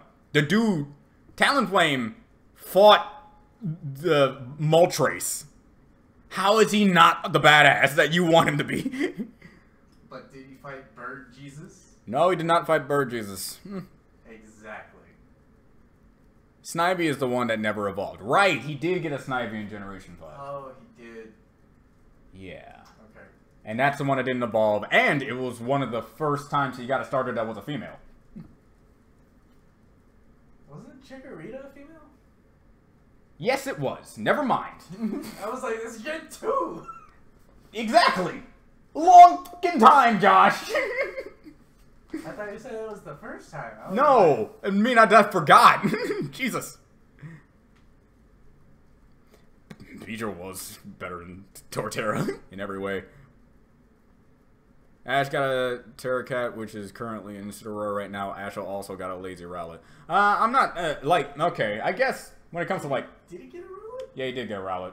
And it never evolved. In fact, it didn't need to evolve because apparently it was so strong, even as a Rowlet, it could beat its third evolution. So, showcasing that anime logic trumps video game logic forever. Granted, it is not impossible. If you make that Rowlet level 99, you can destroy pretty much anything. So, yeah, but I'm pretty sure Ash did not train that Rowlet to level 99. And plus he cheated. So there's that. How do you do that? He had a costume on it, and the costume took a blow, which is basically like an item which was not allowed in the tournament, basically. Also, Rowlet got hit with an attack and was on his face. You would say, he's unable to battle. He loses. But no, apparently he was asleep, which is considered a status condition. So he's still able to battle, he's just asleep. But this is coming from the same person who said he is unable to battle because he's asleep, and it was, what's his name? The kahuna of the first island. I don't know his name. Fat dude. But yeah. Yeah, that guy. He fought Ash, and when Rowlet went to sleep, he said, she's unable to battle. You lose. And then, at the end of the series, he does the exact same thing, and he defends Ash and screws over his cousin. Or his nephew. For a win. Sad. Sad. That's some inconsistent shit. Mm-hmm. Yes. You can finish a Pokemon game with only one Pokemon. I've seen people beat Pokemon with just a Ditto.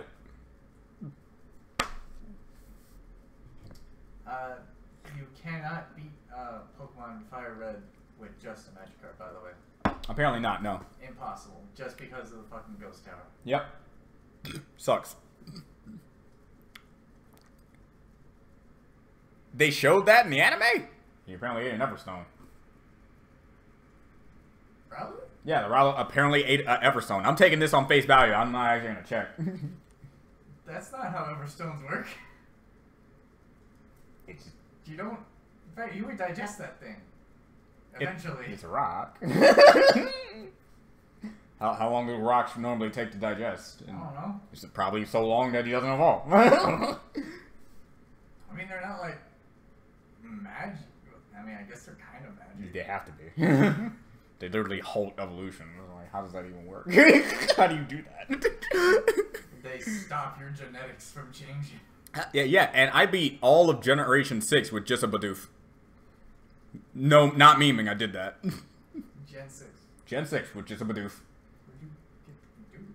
It was the Bidoof is... Oh, I transferred it into the game. I transferred it into the game. And it was like, it was level 5. So, making it as fair as possible. And I trained that bitch up and chilled everything. That's weird as fuck. Yeah, I like Bidoof. Bidoof is like my third favorite Pokemon. Oh yeah, well what's your first? Yveltal. I've said this like billions of times. I love my giant flying letter. Yeah, but why do you want Deathbird? Why would I not want Deathbird? Because if he dies, everyone dies. I don't care about the lore. I'm not there. Well, if one guy's like, ah, Jesus, the Death God.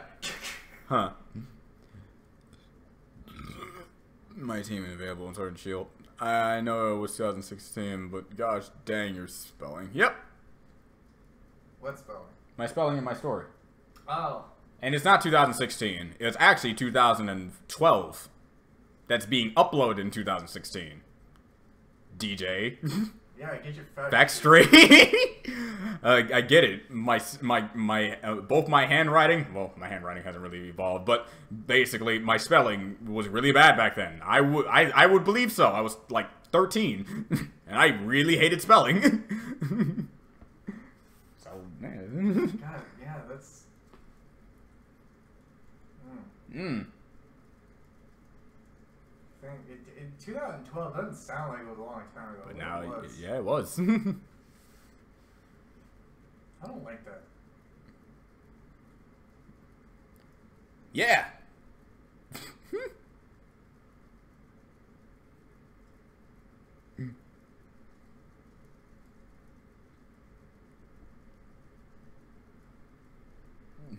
Because autocorrect is stupid. What do you mean autocorrect? Autocorrect is like your God and Savior. No, it's not. Yeah, it is. No, it's not. It's like the best. I spelled multiple words, and the autocorrect's like, it's actually this word, and then people are like, that's not the right word, John. What is your problem? And it's like, I don't care anymore. I thanks to my mom and dad hating me so much not knowing how to spell, I literally grow numb to people saying that my spelling is terrible. I know. And I feel bad every single time I'm reminded of that. It really makes me feel dumb. Because I am. But, whatever. I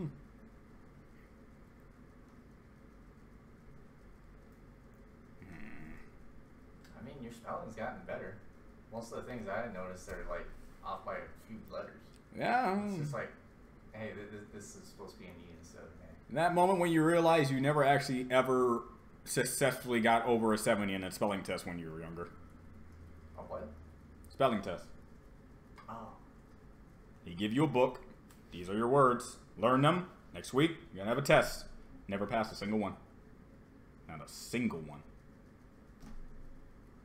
And we did one every week in that school. That's a lot of spelling tests to fail. There was even spelling tests where they only had like 3 or 4 letters, and I still failed. The entire list, 3 or 4 letters, and I still failed. I am a terrible, terrible, terrible human being. What? I wasted all my time drawing and not learning how to spell. That is very bad. But look where all your drawing got you now. Yeah, but people to this day are still reminding me how bad I am at it. And it's like, oh yeah, I really should have actually brushed up on that. It's making me regret my life choices. Even though my life choices clearly got me to a good scenario. It's like, that's the weird part. Look, man, you got some give and take. That's just it. Yeah, and that's the whole deal. Dyslexia. I went to a doctor. They took tests. I took those tests. I have been diagnosed. I have dyslexia. Like, straight up. But that doesn't excuse the fact that I know other people with dyslexia and they can spell just fine. Oh, yeah, but I have ADD and there are people with the worst ADD. Yeah. Here's that. It's like, yeah, I have dyslexia, but that's not an excuse anymore. Or at least it wasn't an excuse to my parents when they kept saying how disappointed they were in me. I love my parents, but they're fine. As soon as they found out I have dyslexia, they actually took me to Six Flags, and I was okay. All was forgiven. They learned it was like, oh, it's not actually... Oh, it's not your problem. It's literally just a horrible defect that you were been afflicted with. I'm so sorry. It's like, oh, shit, let's go to Six Flags. Yeah. Yeah, that's a fun place. Yeah, it's a fun place. It was a fun place. Well, I don't hear about Six Flags anymore. Yeah, no, I haven't heard about it. I haven't heard about it in a long time. I haven't even heard or seen their fucking Six Flags dancing guy. Yeah. I'm pretty sure he's dead. Well, yeah, probably. No, But... more than likely. Like a replacement of some kind. Well, yeah, you know how Colonel Sanders died like 50 years ago? They knew that. But yeah. that's... And then they dug up his fucking grave and did some necromancy shit, and now he's in every fucking commercial? Sure. Does John just use GOAT as an outlet for trauma in his life? GOAT, certified therapist. Basically, he's more of a certified therapist than other therapists I've talked to. I can tell you that much. I have a PhD? Yes. Dude, I'm a doctor. It's like when you call someone a retard as a joke, and then find out they actually are. They actually do have a mental. What do they call it? Mental. Well, then you're not wrong. As a joke. It's like, now it's not a joke, it's real, and you're actually an asshole. But you're not wrong. This guy was actually a young actor in a suit. Probably 50 years old now, so he's probably still alive. Really? Yeah, I'm pretty sure an actual old man can't dance like that. Are you kidding me? I've seen some fucking old man fucking like pump 150 pounds. Granted, yes. They could do some wacky shit. I really noticed it. Back. I finally noticed the guy in the back. Hey, Nathan finally noticed you. Oh, well, that's probably because I've been laying down for a while. Probably. Yeah, I'm just kind of like laying down a few times and I just rise up back into frame. I like that. And it's hilarious because I've been writing scripts these past few weeks, and these scripts I've typed it down and I read through it like 7 times, and every time I reread it, there's always another thing I misspell. I'm like, how? How do I keep missing this? The latest script I posted up has like, I instead of putting A, I accidentally spelled all of and. I'm like, That's 2 extra letters! How did I not notice this? You may have been trying to do and then you just accidentally put D. Probably. I mean, I do that all the time. John, I don't have a chair. What? He's saying that you should just sit in my area. I don't have a chair. And I'm pretty sure he's fine being over there. Yeah, no, I get the option to lay down.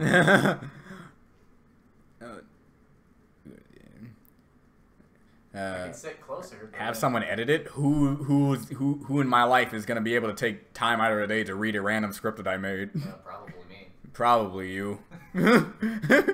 Goes like Batman, except more badass. There you go, you're badass and Batman. That's a compliment of the gods. Yeah, one that I am going to have to dispute because that is entirely false. What was the name I gave you? Like, I'm Do You Want to Build a Universe? What name did I give you? Universal Goatverse, Goaterian. I think it was just Goat. Stellar Goat, Gay.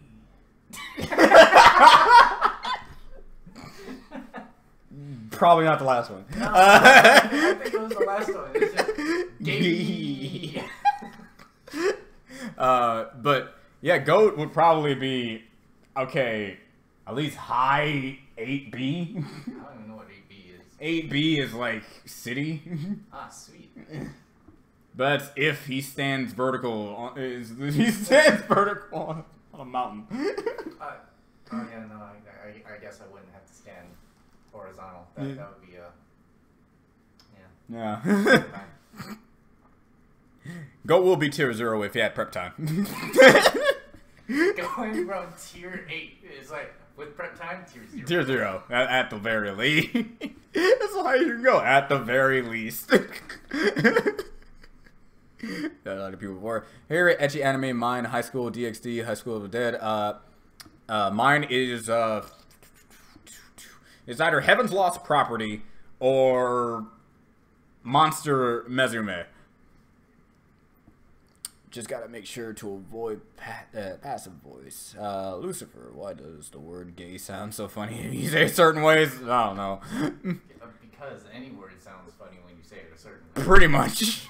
Bruh, I missed how many seasons of this show? It stopped after 6, so you missed 3. And that's it. It's not that bad. I mean, yeah, I fucking binged 3 seasons in a week. Mm-hmm. That was the worst decision of my life. Go to studio level, high outer versal level with prep. There you go. Gorgar just goat after getting Requiem. No,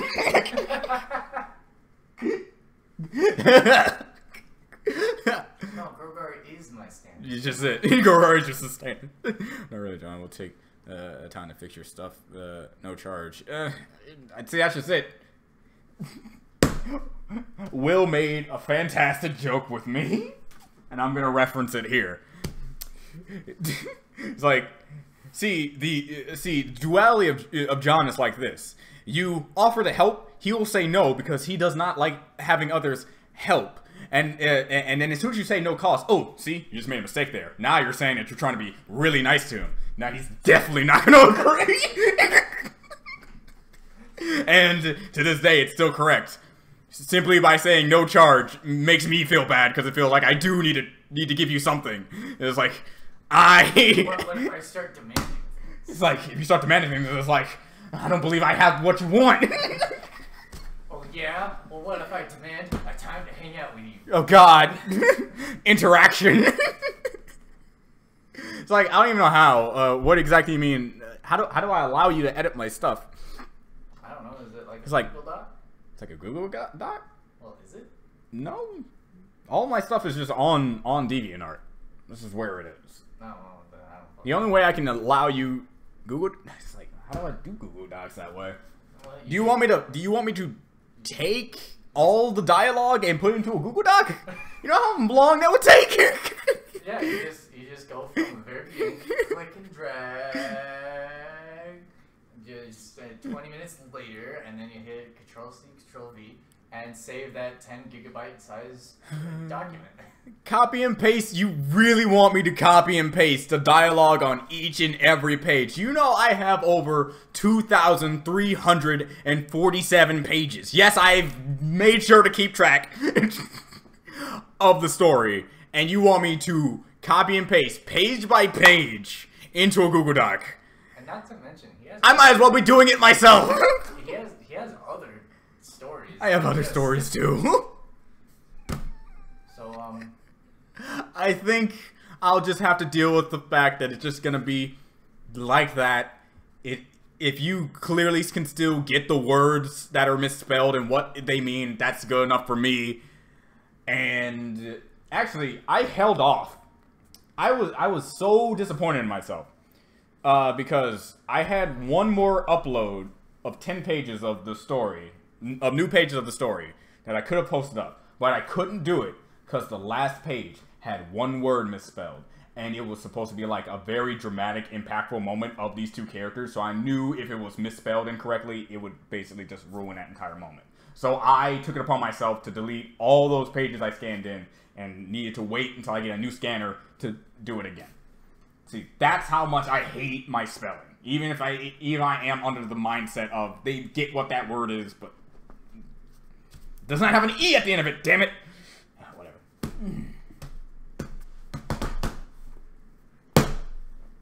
Anyway. Yeah, you didn't hit in your chair.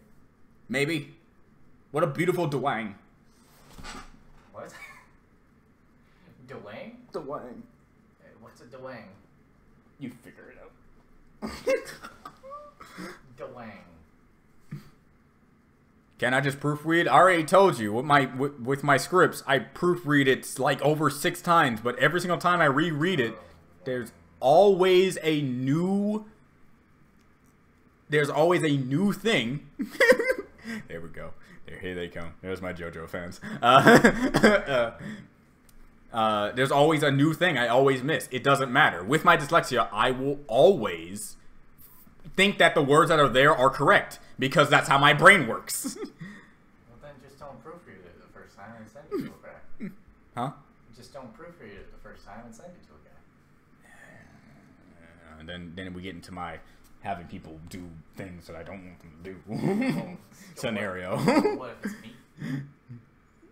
Well, what if it's me? If it's you, it's like, what about your day? What about all those important stuff you be doing, like laying on your butt and doing nothing?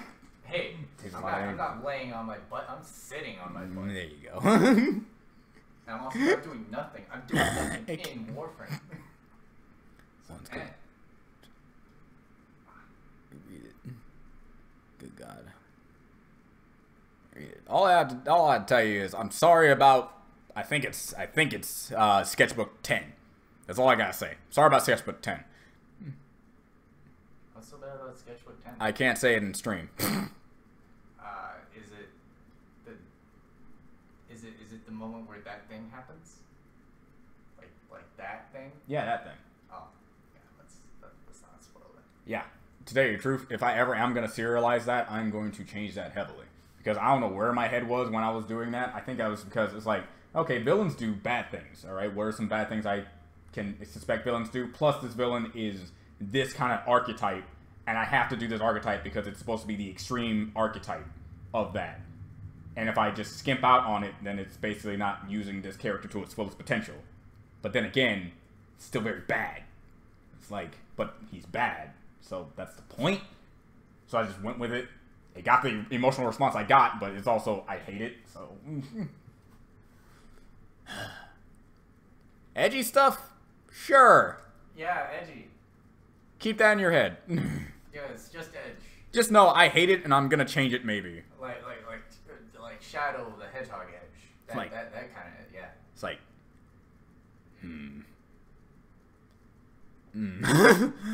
I need an opponent for Sakura Haruno to suggest a death battle. Also, can she punch the air and create shockwaves? She should be capable of doing it. She just never does. Let's see. Good character versus Sakura. Who's a useless bitch? Aqua? There you go. But Aqua would destroy. Are you sure? Yes. Her magic ability, if pushed to the right limit of her own fruition, can obliterate. Granted. She was not very super mad during one of them, and it still did nothing. Yeah, that's because that was comedy, Josh. When you actually get to serious plot stuff, then you get actual competency. Yeah, but she did. Oh wait, no, she did do the whole staffy thing. Yeah. I still haven't figured out where she got it. Yeah. I don't remember her having it through the series. I'm still thinking that Sakura would win because we're talking about a chick that can probably punch a mountain apart, but again. Yeah. Yeah. Do you think you will ever animate your work in any form? If I somehow get Rooster Teeth to take my stuff, maybe. And you might actually get to finish your work. Maybe. It's always been finished. It just hasn't been finished in a new style. Like, I have that entire story already done. It's like 5,000. Let's round it up to 5,500 pages of stick figures. I've been working on this since I was 6. It's the exact same story, just now in a brand new style. I thought you were still adding on to it with like character development. Like with character development, yeah, still adding on to it. Like just some extra bits, just to flesh out some better things. But basically, it's still generally the same story with the same kind of story beats. Like this character will always go through this. That character will always do that. This will be always this, like that sort of stuff. Okay. 2D or 3D? I would prefer 2D, but I know how hard that is. So, for all I know, it might be 3D animated. Bro, what you passed off for a storyboard in fucking Bill's class? Granted, yeah. I would accept that. You made that in like a week. Like that shit was awesome. Like, okay, getting the Rooster Teeth animators, and I talked to a lot of them, and they're really good. And especially, if I am going to have a 3D animator, I will get one of the 3D animators of Death Battle, because he's freaking fantastic. Don't go with a movie. Don't go with a movie. They're going to screw up all your fight scenes. They're going to make them bland as fuck, even if you do have your amazing god-tier storyboards. I get that. But basically, because there's there's this like this pitch meeting thing that they do every now and then, so they get a new series, and it's weird. They're trying to find another Ruby. They're not trying to have Ruby be its main pillar, which I respect. They're trying to get multiple shows to have like the thing, which is why Genlock even exists. Yeah. They want that to be like another pillar of, hey, there's another serious like a thing. Yeah, it's still like another serious based thing, but they also don't want Ruby. They don't want something that is basically in the same vein that you can understand. Like, they already have a Ruby. You don't need another Ruby, but want something like it. Like, isn't it? And I believe my story fits under that criteria. I just need to know what's the proper way to pitch your stuff properly, so they'll be interested in maybe taking it. I don't know, maybe like a pilot episode. Yeah, but the only way to get a pilot episode is doing it all myself. And then I need to find the time to do that. Yeah, that's true. Yeah. I mean, you do have a week off right now. Yeah, I do have a week off with no equipment. I need to wait until proper payment methods to then spend a boatload of money on particular scenarios. And since I have a good amount of time, 10 months, I have 10 different moments. Well, no, 20 different moments. I get paid twice a month. 20 different moments to get something that big. I'm trying my best to get a Centik of some kind. Probably the same that Seth has. I mean, if you're fine with something like mine, that was only like 800. And Seth's is 200, so... Oh, Seth is 2? Yeah. Yeah, go with that one. You're probably gonna go with that one. Or should I say remaster? Oh, what? Digital version of the prologue? I tried that, failed miserably because it's too time consuming, and I could be using that time to make new pages. Yeah, remasters are... Technically, you're already trying to do a remaster. Basically. That's basically what I'm already doing. Doing digital versions, that's going to be the remaster. Yeah. I don't know, maybe. Jump's huge. tuning exams Boardroom movie where the roof started to fall on stands. But all in all, there's a lot of stuff in my story that, even though I like how I'm structuring it, there's obviously some things I wish I could change. Like, just straight up.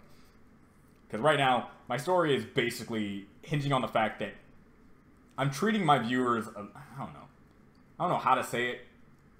It's weird. It's like, I'm treating my viewers as they have great memory. And then there's people like you, Josh. Where that's not really good. Yeah. See, say what you want about Naruto and all its flashbacks. You don't forget much. Thanks to them. So that's like the lesser of two evils. So you either don't do flashbacks, understanding that people will remember some things, but you also know that they probably won't. Yeah, but wasn't Naruto at one point like doing flashbacks within flashbacks? Yes. See, that's where you go a little overboard. But we understand that flashbacks are meant to be there to remind people of things and events that they may have forgotten or just thought weren't as important as when they're getting brought up now. Maybe. And it's like, man. Yeah, I like the MLP ending. Loved it. Yeah. I need a lot of contrast shading for that. Hard to remember when there's a lot of characters. Yeah, when it comes to my story, I wouldn't say it's because there's a lot of characters. It's mostly because things happen, and all I can always tell my readers is that anytime I bring something up, don't think it's a one-time thing. Everything is important. It will always come back in some way, shape, or form. When I do an exposition? When I do a type of expedition dump, I don't just do it to let you know about the world. I let you know because sooner or later, that's going to be very important. From seeing the eternity of Season 6. Man, yeah, college can do that.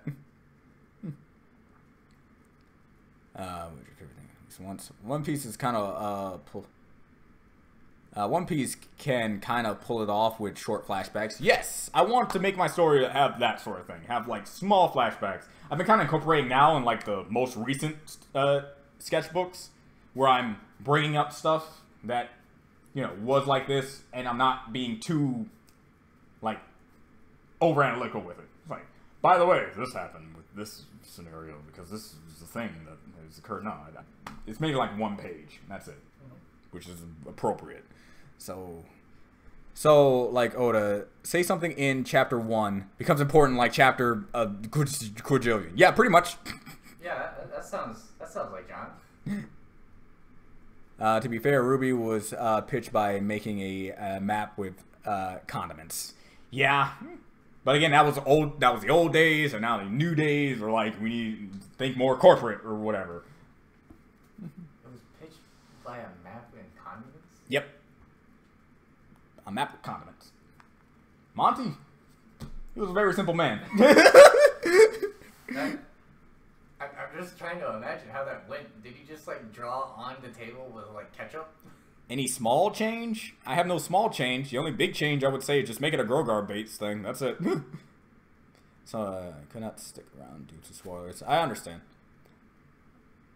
Like 1 to 2 panel flashbacks, something like that. I don't try to make it like, I'm not trying to make, like, multiple pages saying, oh, by the way, this happened, this occurred. I will either have a character bring it up in common conversation, or there will be a panel or two expressing how something works in more great detail, expanding on something that happened that could be remembered in the beginning pages. And just learning about shifter ticks and blade runners.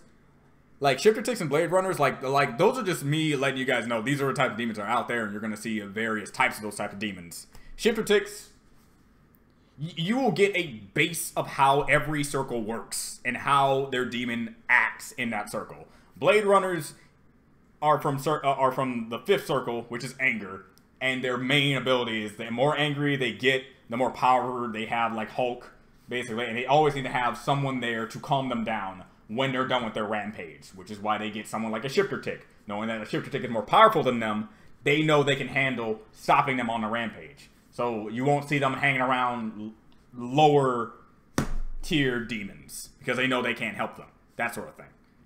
So that's like, hey, this is how this universe works. This is how these demons usually act with one another. This is their hierarchy, basically.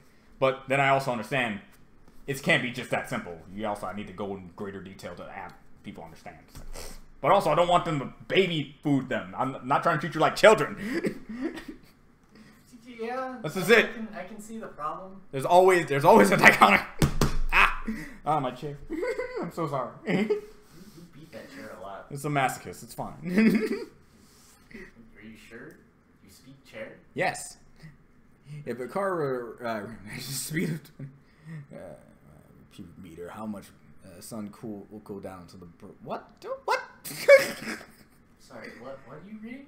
If a car hits Rainbow Dash at a speed of 22 liters per cubic meter, how much would the sun cool down until the birth of death? That sounds like a high school math problem. Really, high school? Yeah. See, that's what it's on the test. The homework the night before is like 2 + 2. I don't think I have. I just asked it again, and maybe I have to answer it next. Well, only way to know is to give it to another person and see if you... That's what I used to do! But here's the thing. Subjectivity goes with everyone. So if I give it to Josh, and he's like, yeah, this seems pretty not hand-holding in the slightest. But then another person can be like, yeah, this is very hand-holding. You're acting like I don't understand this already. You will always have different people. So it's really up to my better judgment in believing whether or not it's good, because that's the best I can come up with. Like, say, for his Persona story, say someone who has never done Persona goes in there, and they have no fucking clue what anything is. Anything is, and that's pretty much how it goes. Because it has happened before. The first roommate I ever got, I don't remember his name. It has been over 4 years. First roommate I ever got.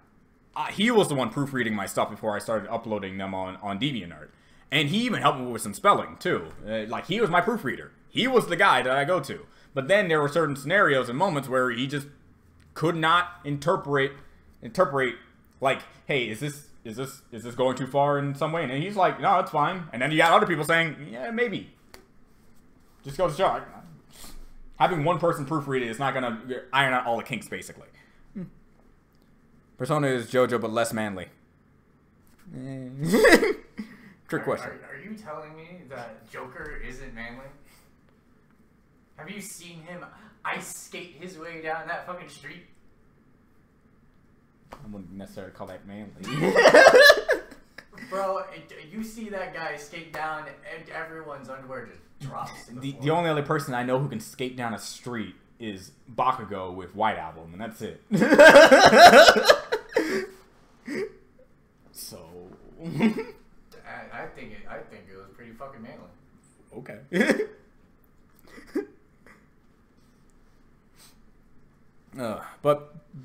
But basically, DJ, I used to have a guy named Pika Man 21 something. I think that's the name. I think it was Pika Man something, and I loved him. Primarily because he always left comments on almost every single page. And that helps me because it makes me understand what emotion, what information that he gleaned, how interested he was with, I loved his comments because he actually helped shape certain moments in the comics in the later chapters because of his comments. He made me like, yeah, you're right. You did get kind of confused on this. Okay, I'll elaborate that more in this upcoming thing, since I'm still basically doing this, right? And he's like, man, I can't believe this happened. That made me happy because it's like, oh, that's the emotion I was hoping for, and you're proving that's the emotion you're getting. That's great. So, DJ, I'm not telling you to be the next Pika Man, but maybe at the end of every sketchbook or something, however you're reading it, give me a brief thing of how you felt, and if you basically got everything. Again, this is not mandatory, but that's why I like the most about comments on my work. So it helps me improve for later stuff that I'm about to do. And I know for God's will, when Mom vs. Talk to Mike comes out, I'm gonna get maybe something. Or maybe it's gonna get drowned out because the person they wanted to win didn't win. Who knows? Oh god, how could both Tatsumaki and Mob lose to fucking... I don't know. Saitama shows up, says, "Stop fighting, you two," both, and then kills them both. And he's like, "Oh god, my power." Did you? Did you what? Because I remember you did comment on the last page of the sketchbook 2, and I was like, "Yes, I like the. Now I know where you are, and now I can just expect to see what happens." And I just see if I'm going too far in some places. I can't some work. That's crazy talk. Because unlike other people, I do believe there are actually right-minded people who actually give proper critiques. Kenshiro versus One Punch Man? I'm pretty sure it's Saitama. It definitely is Saitama. Because the whole thing is, it's like, okay, it's like, can Kenshiro go up to Saitama and pressure point him to death? But the whole thing is, once Kenshiro shows any level of threat towards Saitama, he's just going to one-punch him, and I'm pretty sure he's strong enough to go past whatever defense Kenshiro has. Even if we don't go with the whole he is One-Punch Man deal. So. You might get, like, poked twice, but then he's like, stop poking. Yeah. Go with Prep Time versus Saitama. Battle for the ages. Well, I mean, if we're going based off of what we decided, I was tier 0, so obviously, obviously I would win. I would find his level cap. It should get uploaded. Slap it back on. Yeah, it should get uploaded. I know this is not what you're discussing right now, but I have been watching you since you were still, yeah, and it's still a huge fan. I've seen practically every episode. That's great. I'm happy you've been around for so long, and happy I've been a source of entertainment for you. You should have seen my face when Kusala, yeah, that was one thing. Oh, fun fact, the first draft of the story had Kusala be the generic "I'm a douchebag dad," like in every anime. Kusala is the father of the main character. And I actually made him the douchebag dad. Like, he was the dad that's like, you're acting weak, you should get stronger. And the mom was supposed to be the nice one where he gets his kind nature from. And I'm like, hey, this is too cliche. This has happened way too many times in anime. Why can't I just have a family? Why can't anime guys just have a nice mom and a nice dad? Because there's no driving plot point. Yeah. And I'm like, the whole deal with those two is like, they are nice, and that's the weird thing about them being in hell, being nice like that. And so when the stuff that I did in my story happened, it's really unforeseen. Like, he would actually go that far, and the mom would do that to jeopardize what they've been going through, that sort of thing. It's like, that's when I was a good writer.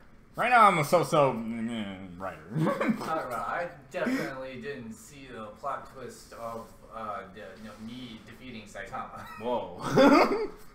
Yeah, especially after Chapter 2. Both those series, and I didn't know you existed, were a thing. Whoa. Barrels of motivation just waiting to pop. I agree, Katrina. Yeah, I miss her. Katrina. Oh. She was my favorite character to write as. Which is why whenever I do flashbacks with her, I just have fun. I'm not sure who that is. I'm not sure who that is. Katrina is the mom of the main character. She doesn't like me. Maybe you should not beat it. It's fine. It's fine. Are you sure? I saved it from the trash. It owes me. And then it just breaks apart. It owes me this. Fuck, I don't. That battle idea. B, real life versus mosquito. Real life. B versus mosquito. It's a tough battle because the bee can kill it with one shot, but it will die. like just any bee. Any bee. Any mosquito. Yes. See, if we use a mosquito, we have to compare it to other mosquitoes. And one mosquito is so powerful and fast, even Saitama can't kill it. So, basically, mosquito stomps. As we know, a bee is a much larger larger target. Hell, and even Saitama would have taken that out in a second. Yes, even according to all laws of avionics, a bee should not even be able to fly. So basically, it's already coming in a losing battle. It's using all its power just to break the laws of physics. Yes. So it can fly. And not to mention, if we use certain mosquitoes, they have malaria. Kills. That's just dead. Bees are done. Mosquito wins. I love it. Thank you. Spiders stomp both. Who cares? Spiders is not a thing in the battles. Yeah, we're not talking about bee versus spider. Because, dear lord, spider will always win. Oh, yeah. By the way, I like your weapon designs. I'm happy you do. I'm doing my best with weapon designs.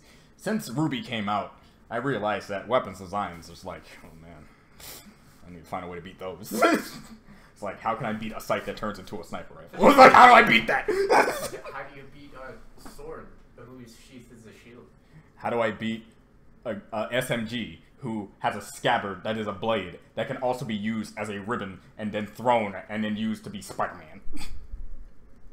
How do I beat a rapier that's also a revolver, but only with the chamber? How do you beat a bracelet with a gun? Okay, that's not actually all that impressive, but... Oh yeah, I bet you can't beat Ren's fucking... It's just SMGs. Uzis with blades. Yeah, only that. How do I beat Nora's hammer that turns into a grenade launcher? Easy. Your, yin-yang swords. Duh. Turn your ears into miniguns. There.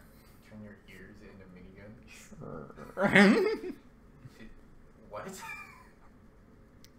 It's like, when coming up with the design, with how the main character's weapons would work. At first, it was a blade, just a standard blade that could absorb energy and then expel it out. And then I'm like, I need to be better. So now it's two blades. One can only attack and the other one can only defend. If you try to defend with the attacking one, it breaks apart. If you try to attack with the defending one, it doesn't do anything to anything. it just kind of turns into a fucking marshmallow. It literally just bounces off the opponent, like, and the opponent doesn't even feel like anything even there. It doesn't even happen. So, suitcase minigun. Yeah. Okay, I'll admit that one's really hard to beat. Yeah. No one saw that coming. But what about Stroheim with his machine gun cock? I'm pretty sure that's not his cock. It is. He has his fucking pants on. It is. It firing. is though. But it is. It is. Abs. It is though. It's not in any way. His favorite Straw Hat crew member? Zorro. Pretty no contest there. Undead Danny Sexbang. That too. Him too. I don't actually know him or any part of his character. I just know he has an afro, so. Stroheim versus Mosquito. That's a battle for the ages. Would malaria hurt a cyborg? Yes. Since he does have organic parts. Who are we talking about? Stroheim. Oh, Stroheim. The friendly Nazi. I think most of him is machine. I mean, like, to have that entire machine gun inside of his stomach, or I guess in your case his crotch, there would have to be enough room in there. And I have not watched Hagugashi no Naku or whatever that is. What?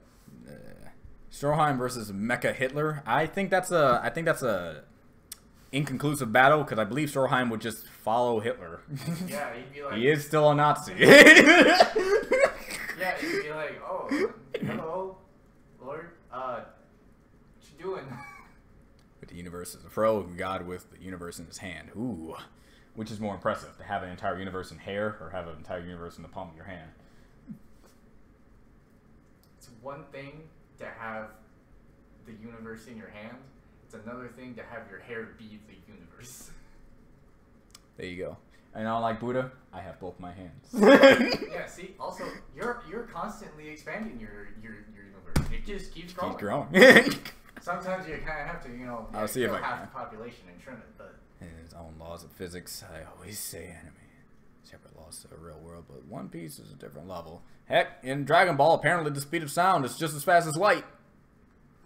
It's dumb. It's dumb. It's really dumb.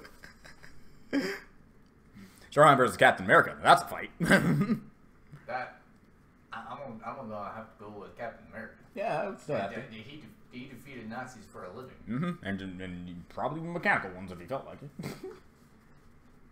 Hell, you know what? He essentially did. Hey, well, I mean, it was more like Russian cyborgs, but... If he can fight Bucky, he can fight Stroheim. Most likely, yeah. Yeah, there you go. Plot twist. The mosquito is actually so strong. An avatar. He's actually an avatar of my fro. Oh. Well, then everyone's fucked. Is JoJo the only piece of fiction that depicts Nazis as good?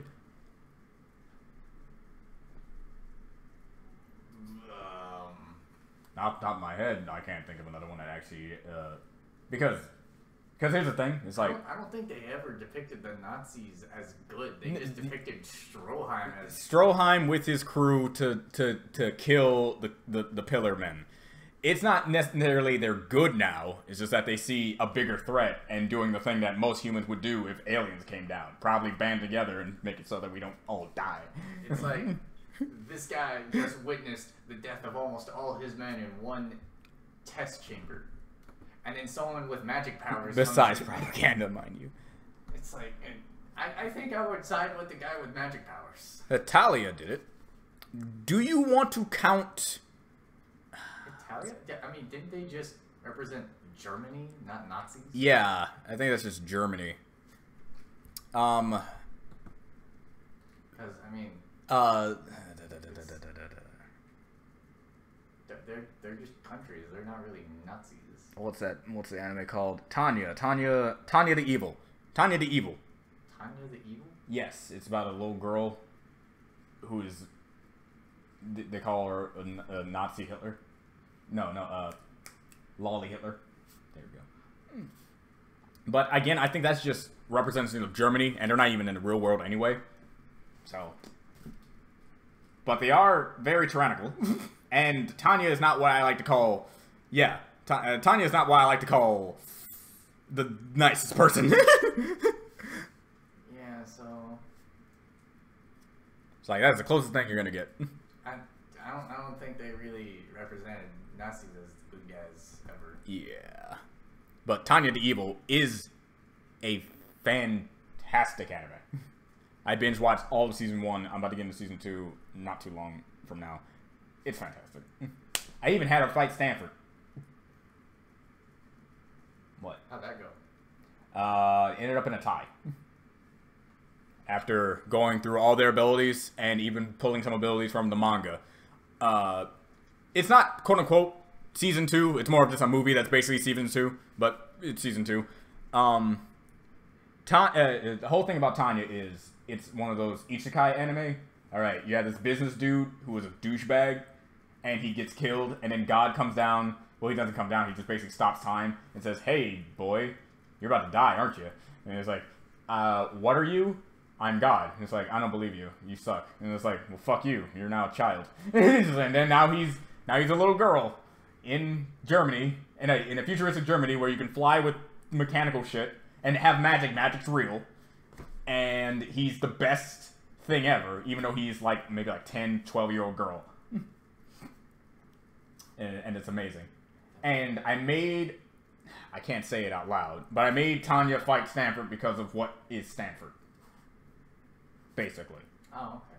And according to the manga, Tanya could apparently blow herself up in a nuclear explosion and survive. That doesn't make any sense. I know, but it happened. But it happened. It happened. Like it actually happened. It was on screen. I don't know why you're saying futuristic like flying with mechanical pieces of equipment isn't futuristic in any way. Do we have things that can help us fly that aren't planes and other things like what we can put on our bodies and then we can fly in the air at Mach 10 speeds? That's what I thought. No. So, yeah, futuristic. we have, like, water jetpacks. It's, okay. Very experimental boom. jetpacks. Perfect example. You know how Star Wars is a long time ago? Yeah. Still futuristic? Uh-huh. There. It's a long time ago, but it's futuristic in that point in time because the technology is incredible. Maybe just like a Wolfenstein? Yeah. Where it has advanced technologies, but it's still back then in the 1950s. Still futuristic.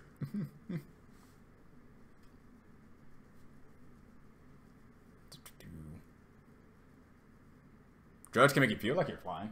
Guess that counts. What? Drugs can make you feel like you're flying. Yeah, but that's not a piece of technology. No. It's just him saying that. I know. I'm pretty sure he's not actually trying to be serious with that. Yeah, but it can't actually make you fly. You may hallucinate that you're flying and have the best goddamn time of your life. You can fall with style. It's like when it comes to futuristic, anything that we don't have in this current day and age, and it clearly is showcased that their technology is far beyond ours since we can't do it, I count as futuristic. I don't care if the time period is even 1862. If they have flying cars, it's futuristic. And even if they're made... The Jetsons were based in 2002. The Jetsons were based in 2002. Last time I checked, we're not in the Jetsons. Or maybe it was 2005. Either way, it was like the early 2000s. If I just believe I can fly, then I can fly. If I just believe I can fly, I can fly. Shark versus piranha. Does the piranha have a posse, or is it just a shark? What? Piranha versus shark. Shark. Of course. And I'm like, does the piranha have his posse? Because that's the only reason he could win. That's the only way he could win. With outside help. Being other piranhas. I was like, what?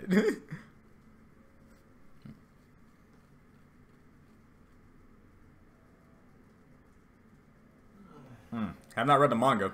I just know I've looked up all of her abilities before putting her up against Stanford. And according to what I have had Stanford do, and according to what Tanya has done, it would end in a tie. He can't win, and she can't win. They both lose.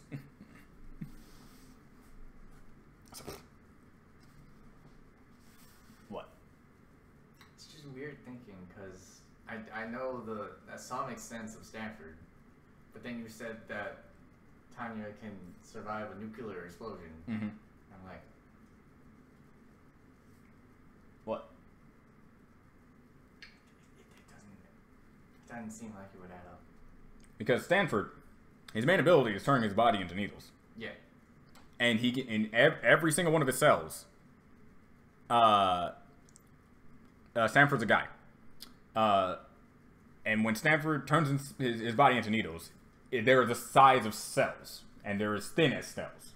So if he stabs you with it, he's literally stabbing your cells, and he destroys you at a cellular level. Tanya has shields that can block that, and the only way Stanford to be able to get to her is to reform himself and then use his natural strength to kick down the barrier, because his regular needles are not enough. But this also gives Tanya the opportunity to do her suicide tactic.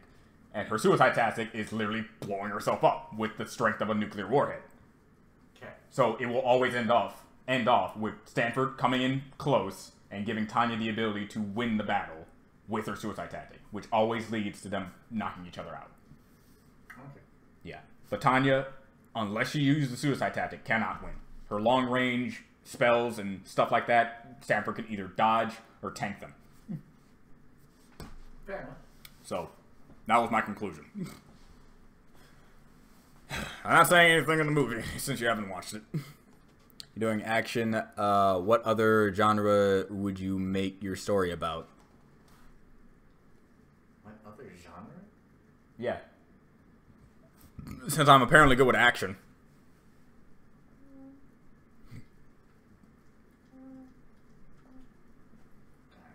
I don't know. Because I've always wanted to make like a school setting. So like a slice of life? Yeah, a slice of life, but I can't do it. Why not? Because I always put them in like horrible scenarios where their mom died when they were 7, and then and it's like, oh man, this gets a little too serious. I might as well just make this an actual story. Like I am incapable of making a natural fucking story where no one involve tragic backstories or anything tragic going on. Like, I can't do it. Like, I can, like what I'm currently doing with the Moimon story. I can make a harem anime, apparently. Because that's what I guess that would be quantified as. I mean, it still has action in it. It still has action. Because you have the literal god of the universe threatening the planet. Yeah, that's just it. I can't do it unless that apparently is occurring. And in my first draft, which I'm apparently changing for the sanctity of people, like a lot of the Moimon characters die. So it's like, I can't do that now if I'm gonna keep a nice, happy-go-lucky people's happy. Nothing bad ever happens in the world, even if you're put in horrible scenarios. Yeah, no, that doesn't happen. What are you talking about? I hate everything. You don't hate everything. You just hate a lot of things. It's a life where everyone competes. The most sad backstory. That'd be interesting. I lost my toy train. I lost 2. Like 1. Wow. But 2? Like, man. Oh yeah, well, I also lost my basketball. Now you're just being brown-nosed. You could use your miracle power from her Type 95 orb?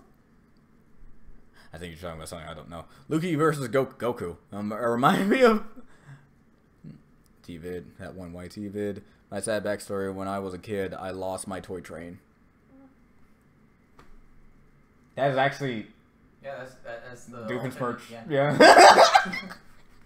That was my instant thought. I was like, the saddest backstory, but is actually super stupid. Yeah, I saw that. I'm like, yeah, Doofenshmirtz is the guy with a trillion horrible backstories. So, of course, his alternate universe self would have, like, the dumbest backstory, but be the most competent evil person. Like, I lost my toy train. that's it. And now I want to rule the world. Everything else is pretty fine. I lost my actual train. I lost my train too, and I just manned up. Not later representation while cringing at my own work. I'm talking about Tanya. I never. Oh, I see. So okay, I wasn't reading correctly. Okay, she could use her miracle power from her Type 95 orb. Yeah, and when I factor that in, Stanford can counter that apparently. Calculations? Through sheer force.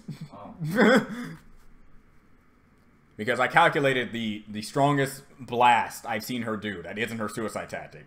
And Stanford can just tank that, apparently. Because he was at the epicenter of a military base that was the same size of roughly around the Big Apple of New York. That's pretty big. Yeah. And the crater was seen, and the blast was seen from space. And the crater had nuclear fallout to the point where people were being mutated, basically. Damn. So, yeah, Tanya's abilities actually won't be able to do it unless she blows herself up with that nuclear explosion. That's it. Miracle? I'm gonna punch it. What? Miracle? Why would you punch a miracle?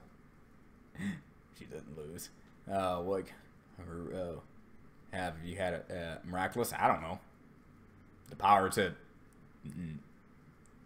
I don't know. I'm making cookies. Want one? I can't get them. What are you going to miss about MLP? Everything. Doof in a death battle. Yeah, What's he fight? most? Someone wanted Doof to fight. I forget. This did come up in brainstorming, just randomly. It's like Doofenshmirtz versus someone. I think it was that one doctor guy in Borderlands 2. Professor Nakayama. Oh, Nakayama. Yeah. Doofenshmirtz may be pathetic, but at least he didn't die by falling down some stairs. I'm pretty sure he's fallen from much worse. Yeah, so...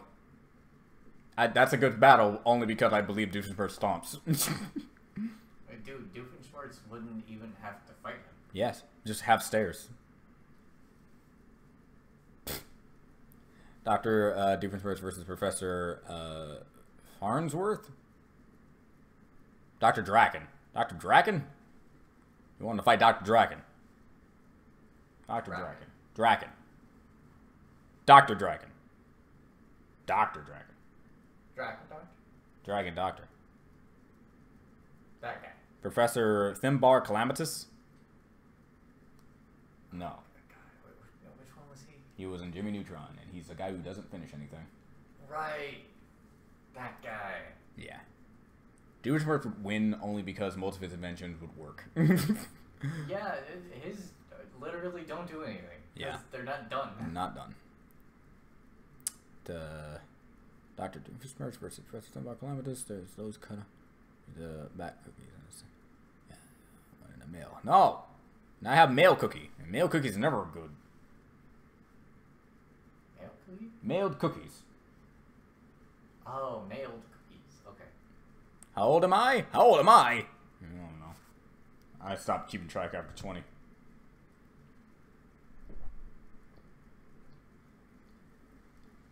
I'm pretty sure you know. I don't. I don't know if I'm 23 or not. Do the math, John. When were you born? 1922. 1922. Yeah. I outlived both my parents. How were you born before them? What did you look like at that time? I don't know. I was just sitting in a garden all day. My mom's like, "Don't worry, son, I'm gonna get some milk." And I just sat there for like until the year 1996, and then I saw that my mom looked really older than normal, and was like, "Man." Then I sang a song, sprung around a little bit, had a scythe, cut us both apart, and I just forgot. What? What? I'm so confused. Huh? That doesn't make any sense. I'm 94 years old. Thank you, Paulo. Paulo.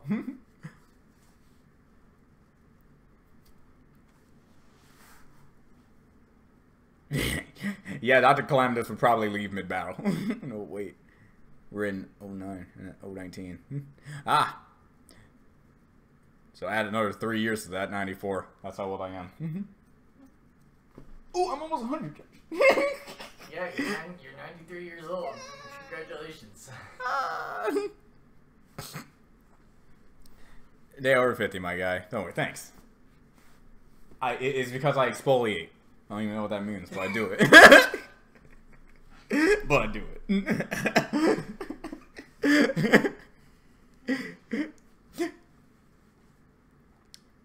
What? I'm about to reach that good old milestone of a century.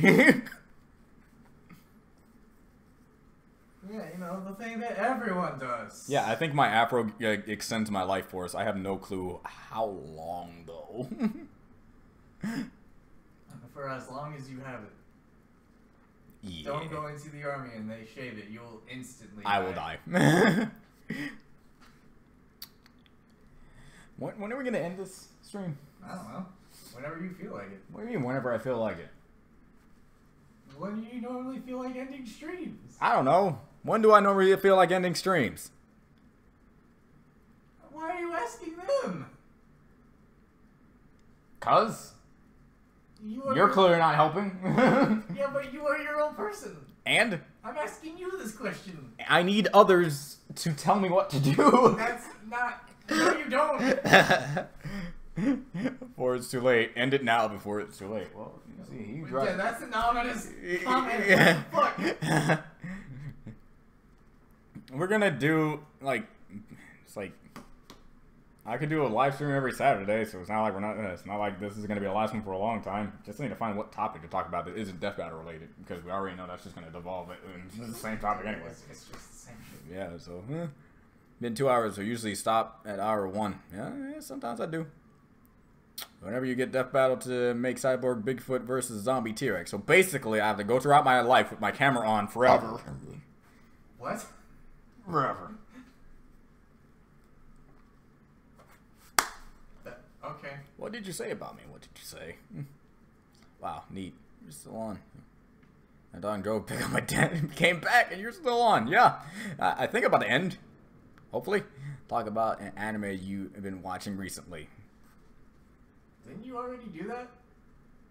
Kinda. I forget. What was the latest anime I've watched recently? I already said I watched Tanya the Evil, but that was like a while ago. Same thing. You said you were recently, or about to get into season 2 or something.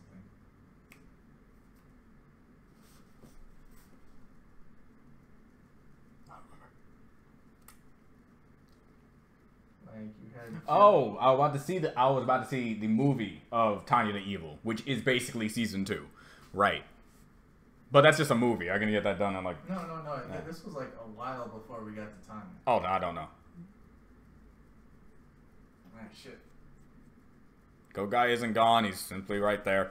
Yeah, I'm not dead. The baby, clearly, because at least the robot had competency, and it's okay to be like, I don't believe that this robot is going to try to betray me with his, since he is a robot. Granted, if you've seen any robot movie, you should actually suspect that, but I would forgive that more than thinking a baby is going to, not only a baby that needs to get small little earrings and a natural index ring. Expected to get these things from 2 superpowered beings who have beaten way worse, get it, be cognizant enough to understand that it needs to take these small things in its tiny little fucking fingers to bring it to a guy. He is to get huge and not get noticed, and also have his entire operations be found out because a giant fucking baby walked to a mansion and went to a tower, and like, I think maybe something's in there and we should check it out. Gee, I don't know. That's the dumbest thing ever. Alright? No one's gonna notice the giant baby. No one's gonna notice that giant baby. Jesus. I'm sure you've been... Definitely not the mother of that giant baby. My favorite animation company? Madhouse. Madhouse is my favorite animation company. Period. Bar none. Can't mess with Madhouse. Okay, no, you can't. There's only one though, and that would be Ghibli. Yeah. Those are like the 2 that are fighting for dominance. Studio Trigger's pretty good too. Which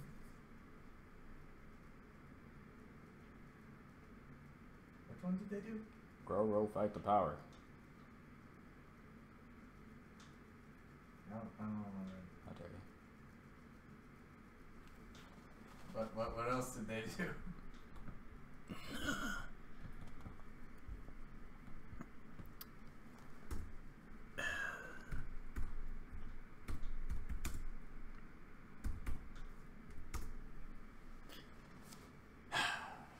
Studio Trigger. Like the name definitely, I've heard of it. They also made Little Witch Girls and Little fighting clothing. Roro Fight the Power. Like right next to Madhouse is Studio Trigger. Little Witch Girls and fighting clothing. I'm ashamed. Little Witch I'm ashamed of you. I Hold on. hate you. Is it Little Witch Academia? Yes. Kill a Kill. Yes. And I still don't know. Roro Fight the Power. What is Roro Fight the Power? Roro Fight the Power. See the invincible. Touch the untouchable. Roro Fight the Power. I'm so confused. Break the unbreakable. Something dark side. Roro Fight the Power. Is Gurren the guy? Thank you. God damn it, man. Congratulations. Studio Bone is good too. Studio Bone is great. They make the My Hero Academia series and Mob Psycho 100. And god damn it, why didn't it take One Punch Man Season 2? I don't know, man. Why? They're too busy trying to make My Hero. JC Staff is like B tier on my list of animation studios. Hearing that they got it was like torment to me. Anime Season 2 anime at this point. Does anyone remember Zatch Bell? I believe everyone remembers Zatch Bell. They just... It's just most people don't remember the name. We all just remember it's the one thing with the books and the dolls or something. I think they were demons. Aqua from Konosuba versus Katara from Avatar. Well, if we take Aqua's feat into absolute account, she is able to blow up Katara from a distance. So but I am fairly certain that she is not that competent. How dare you? Probably. She is the useless goddess. Yeah, Toei Animation, they lost their way. Are you talking? You're quoting the anime? Robot Cyborg 001, David Productions, though. David Productions. David Productions. David Productions. What did they do? I actually don't recognize that name. Let us find out. Ah, right. They were the ones who did the part. They did JoJo. Oh, they did JoJo. So yeah, I'm not good with their production name, but yeah, I can agree.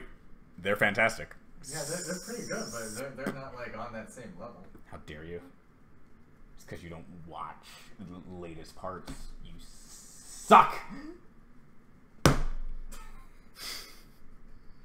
Please, I'm only missing like what, 2 parts? 2 of some of the best. Okay, one of the best parts. Look, once part 6 comes out, I'll watch Snail. All right. That's 1 episode, and that's like literally at the end. Yeah, and it's gotta be one of the best parts. Oh my god. Just watching Snail. Oh, Jesus Christ. Like, how are they gonna overcome being turned into snails? I don't know. I know you know, but I don't. What? Jesus. Feedback Day Productions will animate the Cyborg Bill. What's up with you with that fight? I wonder studio that got earned is doing. Legends of Legendary Heroes Season 2? When? I don't know. Who? What? Legends of Legendary Heroes 2. Legends of Legendary Heroes? I don't even know it. Yeah. All in all, you could tell everyone over at David Productions is a JoJo fan. It's like straight up, they put imagery and stuff they didn't have to do. They did it anyways. I mean, if they were entirely responsible for the very first opening, you know that they were a JoJo fan. They literally had all the parts in there already. And then they continued, which makes me very, very confident that they are going to do part 6. Which people are, for some reason, people were like, man, it's like we're not getting part 5. Dude, intro to the first one. It just took them a while. Just took them a while. Yeah, and we're getting part 6 eventually. And I think that's going to be great because one thing about part 6 is people don't like it. I don't know why. It's my 3rd favorite part. Fucking Snail Man. Not only Snail Man, I love Jolene to death. So it's like, eh. Isn't Jolene a bitch though? No. Who told you that? I thought you did. No. Then who was the chick that was the bitch? She was a main character or something. I'm pretty sure it was JoJo related. I don't remember that. Jolene is like Jolene to me is Jotaro done better, and she's not. And one of the reasons why she's Jotaro done better is because she's not a bitch. Jolene is Jotaro's daughter, right? Yes, Jolene is Jotaro's daughter. Okay, just wanted to make that clear. Yeah. Queen bitch? I don't remember that.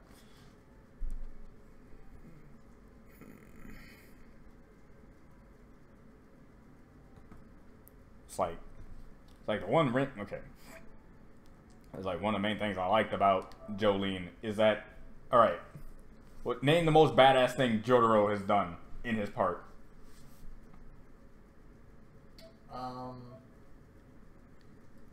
It was probably fighting Dio. Just fighting Dio? Yeah, just that kind of like general thing. Alright. In the event, her stand has the ability to turn her body and basically utilize strings. So you can turn her entire hand into a string and shit. And on face value, it's like, how the fuck is that going to be useful? And then you have Jolene redirecting bullet fire with her strings, turning it into like little, like, roller coasters. And reacting to bullet fire, mid-firing. Just have it all redirect around her, and she's just like, huh. That was awesome. And that was one of the first times she ever used her ability. That's some really strong string. It's a really strong string. Second thing that's really awesome.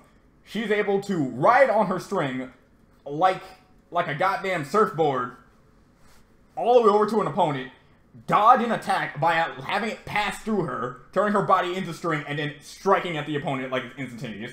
And one of the most badass things is that she's getting fucked up by things that destroy you if your heat signature is like high. Like they track heat. So she lights herself on fire to gain the upper hand. I'm like, boy, this bitch is awesome. But she's not bitch. Alright. It's like, I love Jolene. Why was I here? Oh, right. I wanted to show you something that was magical to me. New commands available. Try to say, show me yoga videos. Oh man, it didn't work. Where are you? Where are you? Come on, you have to just be here. It was so amazing. Wait. No. Wait. No?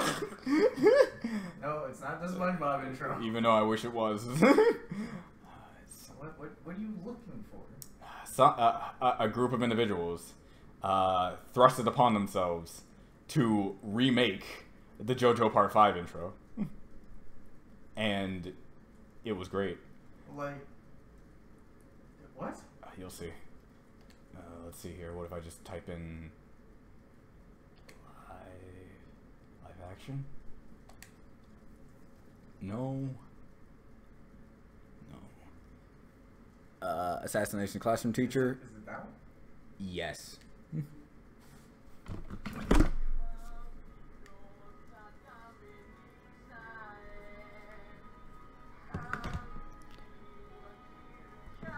Actually, then again, I don't think this is going to copyright it. So, I'm showing Josh just perfection right now. I think I'm going to end streams off here. We're good. I'll see you guys later. We're just gonna enjoy this. What? Just gonna see you guys later. DJ, hope you enjoy the story. Goodbye. Jesus Christ.